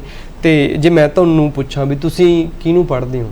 ਸ਼ਿਵ ਦਾ ਤਾਂ ਦੱਸਤਾ, ਤੁਸੀਂ ਸ਼ਿਵ ਕੁਮਾਰ ਨੂੰ ਪੜ੍ਹਦੇ ਹੋ। ਹੋਰ ਉਸ ਤੋਂ ਬਿਨਾਂ ਤੁਹਾਨੂੰ ਕੀ ਪੜ੍ਹਨਾ ਪਸੰਦ ਆ? ਕਹਾਣੀ, ਕਵਿਤਾ ਜਾਂ ਨਾਵਲ? ਕਵਿਤਾ ਵਿੱਚ ਤਾਂ ਮੈਂ ਦੱਸ ਹੀ ਚੁੱਕਾ, ਮੈਂ ਸ਼ਿਵ ਕੁਮਾਰ ਬਟਾਲਵੀ ਜੀ ਤੋਂ ਬਿਨਾਂ ਮਤਲਬ ਸ਼ਿਵਰਾਜ ਲੁਧਿਆਣਵੀ ਜੀ ਨੇ, ਉਹਨਾਂ ਨੂੰ ਪੜ੍ਹਦਾ। ਖੁੱਲ੍ਹੀ ਕਵਿਤਾ ਵਿੱਚ ਪਰਮਿੰਦਰ ਸੋਢੀ ਜੀ, ਮੇਰੇ ਵੱਡੇ ਭਾਜੀ ਸੁਖਵੀਰ ਸੂਹੇ ਅੱਖਰ ਜੀ, ਤੇ ਇੱਕ ਪ੍ਰਦੀਪ ਜੀ ਨੇ। ਮਤਲਬ ਇਹ ਕਾਫੀ ਡੂੰਘਾਈ 'ਚ ਲਿਖਦੇ ਨੇ, ਜਿਹਨੇ ਮੇਰੇ ਮਤਲਬ ਪਸੰਦੀਦਾ ਕਵੀਆਂ 'ਚੋਂ ਇੱਕ ਨੇ। ਤੇ ਬਾਕੀ ਹੋਰ ਦੇਵਨੀਤ ਹੋ ਗਏ, ਤੇ ਆਪਣੇ ਪਰਮਿੰਦਰ ਸੋਢੀ ਜੀ ਹੋ ਗਏ। ਠੀਕ ਹੈ ਜੀ, ਇਹੀ ਮਤਲਬ। ਸੋ ਬਹੁਤ ਵਧੀਆ ਗੱਲਾਂ ਹੋ ਰਹੀਆਂ ਨੇ ਸਾਹਿਤ ਦੀਆਂ, ਤੇ ਵੇਲਾ ਇੱਕ ਨਿੱਕੀ ਜੀ ਬ੍ਰੇਕ ਦਾ ਫਿਰ ਤੋਂ ਹੋ ਗਿਆ, ਤੇ ਬ੍ਰੇਕ ਤੋਂ ਅਗਲੇਰੇ ਪਾਰ ਗੱਲਬਾਤ ਕਰਦੇ ਹਾਂ ਸਾਹਿਤ ਦੇ ਬਾਰੇ ਹੀ, ਸਾਹਿਤ ਦੀ ਤੰਦ ਹੋਰ ਪਾਵਾਂਗੇ। ਆਓ ਫਿਰ ਮਿਲਦੇ ਹਾਂ ਬ੍ਰੇਕ ਤੋਂ ਬਾਅਦ। ਬ੍ਰੇਕ ਤੋਂ ਬਾਅਦ ਇੱਕ ਵਾਰੀ ਫਿਰ ਤੋਂ ਸਵਾਗਤ ਹੈ ਪ੍ਰੋਗਰਾਮ ਸਾਹਿਤਿਕ ਤੰਦਾਂ ਵਿੱਚ। ਗਿਤੇਸ਼ਵਰ ਸਾਡੇ ਨਾਲ ਨੇ। ਗਿਤੇਸ਼ਵਰ ਜੀ, ਗੱਲ ਇਹ ਆ ਵੀ ਆਮ ਲੋਕਾਂ ਤੋਂ ਹਟ ਕੇ ਇੱਕ ਜਿਹੜਾ ਸਾਹਿਤਕਾਰ ਹੁੰਦਾ, ਇੱਕ ਜਿਹੜਾ ਲੇਖਕ ਹੁੰਦਾ, ਕਵੀ ਹੁੰਦਾ, ਉਹ ਥੋੜਾ ਜਿਹਾ ਸੰਵੇਦਨਸ਼ੀਲ ਵੱਧ ਹੁੰਦਾ। ਬਿਲਕੁਲ। ਤੇ ਓਬਵੀਅਸ ਆ ਵੀ ਤੁਸੀਂ ਵੀ ਸੰਵੇਦਨਸ਼ੀਲ ਹੋਵੋਗੇ। ਸੋ ਤੁਹਾਡੀ ਸੰਵੇਦਨਾ ਨੂੰ ਜ਼ਿਆਦਾ ਕਿਹੜੀ ਚੀਜ਼ ਟੁੰਬਦੀ ਹੈ? ਕਿੰਨੇ ਕੁ ਸੰਵੇਦਨਸ਼ੀਲ ਹੋ ਤੁਸੀਂ? ਮੈਂ ਬਹੁਤ ਜ਼ਿਆਦਾ ਸੰਵੇਦਨਸ਼ੀਲ ਹਾਂ। ਕੋਈ ਵੀ ਮਤਲਬ ਕਹਿ ਸਕਦੇ ਹਾਂ ਵੀ ਕੋਈ ਗੱਲ ਜਿਹੜੀ ਲੋਕਾਂ ਦੇ ਸਿਰ ਤੋਂ ਦੀ ਲੰਘਦੀ ਹੈ, ਸਾਡੇ ਇੱਥੋਂ ਦੀ ਹੋ ਕੇ ਲੰਘ ਜਾਂਦੀ ਹੈ। ਬਹੁਤ ਮਤਲਬ ਇੰਨੀ ਜ਼ਿਆਦਾ ਸੰਵੇਦਨਸ਼ੀਲਤਾ। ਬਹੁਤ ਸੋਹਣੀ ਗੱਲ ਕਰੀ ਤੁਸੀਂ ਥੋੜੇ ਜਿਹੇ ਸ਼ਬਦਾਂ ਦੇ ਵਿੱਚ। ਕਹਿੰਦਾ ਕੋਈ ਗੱਲ ਆ ਜਿਹੜੀ ਲੋਕਾਂ ਦੇ ਹੋ ਸਕਦਾ ਇੱਥੋਂ ਦੀ ਲੰਘ ਜੇ, ਪਰ ਸਾਡੇ ਕਹਿੰਦਾ ਇੱਥੋਂ ਦੀ ਲੰਘਦੀ ਆ। ਤੇ ਜਦੋਂ ਇੱਥੋਂ ਦੀ ਲੰਘਦੀ ਆ ਫਿਰ ਅੰਦਰ ਜੋ ਵੀ ਹਿਲਜੁਲ ਹੁੰਦੀ ਆ ਉਹ ਪੰਨਿਆਂ ਤੇ ਉਤਾਰ ਤੱਕ ਪਹੁੰਚ ਜਾਂਦੀ ਹੈ। ਤੇ ਜਿਵੇਂ ਜੌਬ ਵੀ ਕਰਦੇ ਹੋ ਤੁਸੀਂ, ਹਨਾ, ਤੇ ਵੇਲਾ ਕਦੋਂ ਮਿਲਦਾ ਫਿਰ ਲਿਖਣ ਦਾ? ਕਦੋਂ ਲਿਖਦਾ ਗਿਤੇਸ਼ਵਰ, ਕਦੋਂ ਲਿਖਦੇ ਨੇ? ਮੈਂ ਆਪਣੀ ਬਿਜ਼ੀ ਲਾਈਫ ਚੋਂ ਸ਼ਡਿਊਲ ਕੱਢ ਹੀ ਲੈਣਾ ਥੋੜਾ ਬਹੁਤਾ ਟਾਈਮ, ਕਿਉਂਕਿ ਇਹ ਚੀਜ਼ ਇਸ ਤਰ੍ਹਾਂ ਦੀ ਹੈ ਕਿ ਮੈਂ ਇਹਨੂੰ ਵੱਖਰੇ ਨਹੀਂ ਕੀਤਾ ਆਪਣੇ ਆਪ ਤੋਂ। ਜਿੱਥੇ ਵੀ ਮੇਰੇ ਮਨ 'ਚ ਕੋਈ ਖਿਆਲ ਆਉਂਦਾ ਹੈ, ਇੱਕ ਮੈਂ ਤੁਹਾਨੂੰ ਦੱਸਦਾ, ਮੈਂ ਆਪਣੇ ਦੋਸਤ ਨੂੰ ਮਿਲ ਕੇ ਆ ਰਿਹਾ ਸੀ ਤਾਂ ਮੈਂ ਆਪਣੇ ਬਾਈਕ ਤੇ ਆ ਰਿਹਾ ਸੀ ਤਾਂ ਰਸਤੇ ਵਿੱਚ ਮੇਰੇ ਮਾਈਂਡ 'ਚ ਇੱਕ 4 ਲਾਈਨਾਂ ਆਈਆਂ ਤੇ ਉਹ ਮੈਂ ਉਸੇ ਟਾਈਮ, ਕਿਉਂਕਿ ਹੁਣ ਪੈਨ ਤੇ ਕਾਪੀ ਤਾਂ ਆਪਣੇ ਨਾਲ ਹੁੰਦੀ ਨਹੀਂ ਤੇ ਫੋਨ ਵਿੱਚ ਹੀ ਉਹ ਸੌਫਟਵੇਅਰ ਇਦਾਂ ਦੇ ਕੀਤੇ ਆ ਕਿ ਉਹ ਫੋਨ ਵਿੱਚ ਮੈਂ ਟਾਈਪ ਕੀਤੀ ਸੀ। ਉਹ ਸੀ ਵੀ ਜਿਹੜੀ ਚੁੱਪ ਨੇ ਤੇਰੇ ਬੁੱਲ ਸੀਤੇ ਨੇ, ਉਸਨੇ ਮੈਨੂੰ ਅੰਦਰੋਂ ਉਧੇੜ ਰੱਖਿਆ ਹੈ। ਇਹ 4 ਲਾਈਨਾਂ ਮਤਲਬ ਕਵੀ ਨੂੰ ਮੈਂ ਇਸ ਚੀਜ਼ ਨੂੰ ਵੱਖਰਾ ਨਹੀਂ ਕਰਕੇ ਦੇਖਦਾ। ਜਦੋਂ ਵੀ ਮੈਨੂੰ ਸਮਾਂ ਮਿਲਦਾ, ਮੈਂ ਉਹ ਚਾਹੇ ਆਫਿਸ ਹੀ ਹੋਵੇ, ਲੰਚ ਟਾਈਮ, ਜਿੱਥੇ ਵੀ ਤੁਹਾਡੇ ਦਿਮਾਗ 'ਚ ਮੇਰੇ ਮਤਲਬ ਇਸ ਚੀਜ਼ ਤੇ ਸਾਡਾ ਵੀ ਵਸ ਨਹੀਂ ਹੁੰਦਾ ਕਿ ਅਸੀਂ ਸ਼ਾਮ ਨੂੰ ਜਾ ਕੇ ਘੰਟਾ ਲਿਖਣਾ ਹੈ। ਤੁਹਾਡੇ ਨਾਲ ਕਦੇ ਇਦਾਂ ਹੋਇਆ? ਮੈਂ ਖੁਦ ਵੀ, ਮੈਨੂੰ ਲਿਖਣ ਦੀ ਰੁਚੀ ਹੈਗੀ। ਕਈ ਵਾਰੀ ਨਾ ਕੋਈ ਬੜੀ ਵਧੀਆ ਚੀਜ਼ ਆਰਡਰ ਰਹੀ ਹੁੰਦੀ ਹੈ ਤੇ ਤੁਸੀਂ ਆਸੇ-ਪਾਸੇ ਦਾ ਮਾਹੌਲ ਉਦਾਂ ਦਾ ਨਹੀਂ ਹੁੰਦਾ ਤੇ ਉਹ ਖਿਆਲ ਕਦੇ ਛੁੱਟਿਆ ਤੁਹਾਡੇ ਤੋਂ ਵੀ? ਕਾਫੀ ਵਾਰ ਇਸ ਚੀਜ਼ ਦਾ ਮੈਨੂੰ ਅਫਸੋਸ ਵੀ ਹੁੰਦਾ ਹੈ। ਕਈ ਵਾਰੀ ਇਸ ਤਰ੍ਹਾਂ ਦੇ ਖਿਆਲ ਆਉਂਦੇ ਨੇ ਤੇ ਉਸ ਟਾਈਮ ਉਹ ਚੀਜ਼ ਆਪਾਂ ਨਹੀਂ ਲਿਖ ਪਾਉਂਦੇ, ਜਾਂ ਇੱਕ ਅੱਧੀ ਲਾਈਨ ਲਿਖਦੇ ਹਾਂ ਤਾਂ ਉਸ ਤੋਂ ਬਾਅਦ ਉਹ ਗੱਲ ਨਹੀਂ ਬਣਦੀ। ਉਸ ਟਾਈਮ ਇਕਾਂਤ ਭਾਲਦੇ ਆਪਾਂ, ਜ਼ਿਆਦਾਤਰ ਮੈਂ ਇਕਾਂਤ ਹੀ ਪਸੰਦ ਕਰਦਾ ਹਾਂ ਤੇ ਉਹ ਜੋ ਵੀ ਆਮਦ ਹੁੰਦੀ ਹੈ ਇਕਾਂਤ ਵਿੱਚ ਹੀ ਹੁੰਦੀ ਹੈ। ਜੀ। ਤੁਹਾਡੀਆਂ ਨਾ ਕਈ ਕਵਿਤਾਵਾਂ ਦੇ ਵਿੱਚ ਨਾ ਮਤਲਬ ਥੋੜਾ ਅਧਿਆਤਮ ਦਾ ਵੀ ਹੈਗਾ ਗਾ। ਹਾਂਜੀ। ਤੇ ਉਹਦੇ ਬਾਰੇ ਦੱਸੋ, ਕੋਈ ਹੋਇਆ ਕੋਈ ਉਦਾਂ ਦਾ ਅਨੁਭਵ ਕਿੱਦਾਂ ਦਾ? ਮੇਰਾ ਇੱਕ ਨਿੱਜੀ ਖਿਆਲ ਹੈ ਵੀ ਅਸੀਂ ਜਦੋਂ ਇਸ ਮਨੁੱਖੀ ਜ਼ਿੰਦਗੀ ਵਿੱਚ ਜਦੋਂ ਆਪਣੀ ਜ਼ਿੰਦਗੀ ਜੀ ਰਹੇ ਹਾਂ ਤਾਂ ਅਸੀਂ ਦੁੱਖਾਂ ਦਰਦਾਂ ਨੂੰ ਮਹਿਸੂਸ ਕਰਦੇ ਹਾਂ। ਉਸ ਤੋਂ ਬਾਅਦ ਅਸੀਂ ਲਿਖਦੇ ਹਾਂ, ਪੜ੍ਹਦੇ ਹਾਂ। ਇੱਕ ਕਵੀ ਹੋਣ ਦੇ ਨਾਤੇ ਮੈਂ ਇਹ ਮੰਨਦਾ ਵੀ ਜਦੋਂ ਅਸੀਂ ਕੋਈ ਲਿਖਤ ਲਿਖ ਦਿੰਦੇ ਹਾਂ, ਅਸੀਂ ਇਸ ਤੋਂ ਅੱਗੇ ਜਾਣਾ ਹੈ। ਕਵੀ ਨੇ ਕਵਿਤਾ ਤੋਂ ਅੱਗੇ ਅਧਿਆਤਮਿਕਤਾ ਵੱਲ ਵਧਣਾ ਆ, ਸਫ਼ਰ ਤੈਅ ਕਰਨਾ। ਹਾਂ, ਜੇ ਤੁਹਾਡੀ ਕਿਤਾਬ ਤੁਹਾਨੂੰ ਅੱਗੇ ਨਹੀਂ ਮੂਵ ਕਰ ਰਹੀ, ਤੁਹਾਨੂੰ ਅੱਗੇ ਨਹੀਂ ਵਧਾ ਰਹੀ, ਇਸ ਕਿਤਾਬ ਨੂੰ ਪੜ੍ਹ ਕੇ ਇਸ ਦੇ ਜੋ ਖਿਆਲ ਆਏ ਉਹ ਜਿਹਨੇ ਲਿਆਂਦੇ ਨੇ ਉਸ ਤੱਕ ਵੀ ਅੱਪੜਨਾ ਆਪਾਂ, ਉਸ ਨੂੰ ਨਹੀਂ ਛੱਡਣਾ, ਕਿਉਂਕਿ ਉਹੀ ਕਰਵਾ ਰਹੇ ਜੋ। ਇਹ ਕਿਤਾਬ ਲਿਖਦੇ ਟਾਈਮ ਮੈਨੂੰ ਨਹੀਂ ਪਤਾ ਵੀ ਮੈਂ ਕਿਸ ਤਰ੍ਹਾਂ ਲਿਖੀ। ਕਈ ਵਾਰ ਮੈਂ ਖੁਦ ਹੈਰਾਨ ਹੁੰਦਾ ਵੀ ਇਹ ਸ਼ਬਦ ਮੇਰੇ ਦਿਮਾਗ ਵਿੱਚ ਕਿੱਦਾਂ ਆਏ, ਮੈਂ ਕਿੱਥੇ ਪੜ੍ਹੇ ਜਾਂ ਬਚਪਨ ਵਿੱਚ ਪੜ੍ਹੇ ਜਾਂ ਕਿਸੇ ਨੂੰ ਪੜ੍ਹਦੇ ਮੇਰੇ ਦਿਮਾਗ ਵਿੱਚ ਆਏ, ਇਹ ਕਿਵੇਂ ਸੈੱਟ ਹੁੰਦੇ ਗਏ, ਕਿੱਦਾਂ ਤਰਤੀਬ ਬਣਦੀ ਗਈ। ਇਹ ਵੀ ਇੱਕ ਸਾਡੇ ਲਈ, ਮੇਰੇ ਲਈ, ਇੱਕ ਖੁਦ ਲਈ, ਨਿੱਜ ਲਈ ਨਾ ਇੱਕ ਭੇਦ ਹੈ ਵੀ ਇਹ ਕਿਸ ਤਰ੍ਹਾਂ ਹੋਈ ਕਿਤਾਬ। ਤੇ ਇਹ ਇਸ ਕਿਤਾਬ ਤੋਂ ਇੱਕ ਸ਼ਾਇਰ ਨੇ ਉੱਪਰ ਉੱਠਣਾ ਹੁੰਦਾ ਹੈ ਅਧਿਆਤਮਿਕਤਾ ਵੱਲ। ਉਹਨੇ ਆਪਣਾ ਅਗਲੇਰਾ ਜੀਵਨ ਵੀ ਮਤਲਬ ਦੇਖਣਾ। ਮੇਰੇ ਅਕੋਰਡਿੰਗ ਵੀ ਇਹ ਤੁਹਾਨੂੰ ਤੁਹਾਡੀ ਕਿਤਾਬ ਤੁਹਾਨੂੰ ਬੁੱਧ ਬਣਾਵੇ, ਤੁਸੀਂ ਉਸ ਤੋਂ ਅੱਗੇ ਜਾਵੋ। ਬਿਲਕੁਲ। ਉਹ ਨਾ ਜਿਵੇਂ ਇੱਕ ਸੰਗੀਤਕਾਰ ਸੰਗੀਤ ਦੇ ਜ਼ਰੀਏ ਉਧਰ ਪਹੁੰਚਦਾ, ਉਹ ਝਲਕਾਰੇ ਜਿਹੜੇ ਹੁੰਦੇ ਆ, ਕਹਿ ਲਓ ਵੀ ਅਧਿਆਤਮ ਦੇ ਕਹਿ ਲਓ, ਹੈ ਨਾ। ਤਾਂ ਜਦੋਂ ਮਨ ਦੇ ਵਿੱਚ ਖਿਆਲ ਆਉਂਦੇ ਆ, ਵਿਚਾਰ ਆਉਂਦਾ, ਤਾਂ ਉਹ ਵਿਚਾਰਾਂ ਨੂੰ ਗਿਆਨ ਹੀ ਸੰਤੁਸ਼ਟੀ ਦਿੰਦਾ। ਗਿਆਨ ਅਧਿਆਤਮ ਦਾ ਹੋਵੇ, ਚਾਹੇ ਦੁਨੀਆ ਦਾ ਵੈਸੇ ਦੁਨਿਆਵੀ ਗਿਆਨ ਹੋਵੇ, ਤਾਂ ਉਹ ਕਿੱਥੋਂ ਮਿਲਣਾ? ਉਹ ਕਿਤਾਬਾਂ ਤੋਂ ਮਿਲਣਾ, ਅੱਖਰਾਂ ਤੋਂ ਮਿਲਣਾ, ਉਹ ਸੰਗਤ ਤੋਂ ਮਿਲਣਾ, ਸੰਗ ਤੋਂ ਮਿਲਣਾ, ਸਾਥ ਤੋਂ ਮਿਲਣਾ, ਹੈ ਨਾ। ਤੇ ਕੋਈ ਹੋਰ ਕਵਿਤਾ? ਅੱਛਾ, ਇਹਦੇ 'ਚ ਤਾਂ ਤੁਸੀਂ ਕਾਫੀ ਵਧੀਆ ਚੀਜ਼ਾਂ ਸੁਣਾਤੀਆਂ ਕਵਿਤਾਵਾਂ। ਆ ਜਿਹੜੀ ਤੈਥੋਂ ਬਾਅਦ ਆ, ਇਹਦੇ ਵਿੱਚੋਂ ਕੁਝ ਸੁਣਾਓ। ਜੀ ਜ਼ਰੂਰ।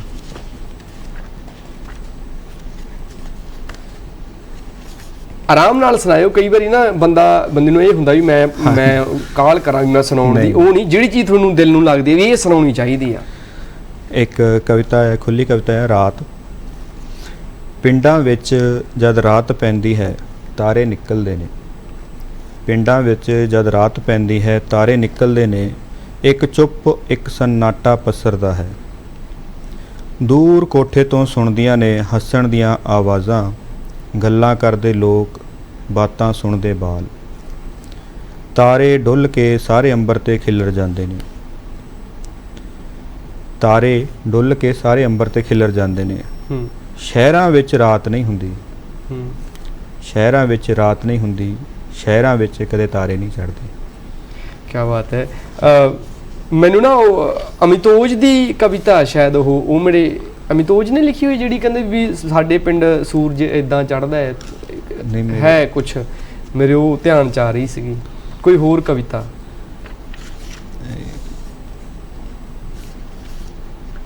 ਅਮਿਤੋਜ ਦੀ ਕਿਤਾਬ ਆ ਜੀ ਖਾਲੀ ਤਰਕਸ਼, ਉਹ ਵੀ ਬੜੀ ਖੂਬਸੂਰਤ ਆ, ਬੜੀ ਸੋਹਣੀ ਆ।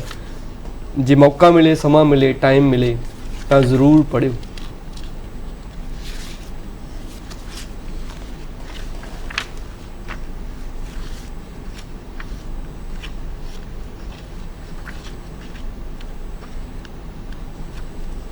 ਲੱਭ ਨਹੀਂ ਰਹੀ ਹੈਗੀ ਇੱਕ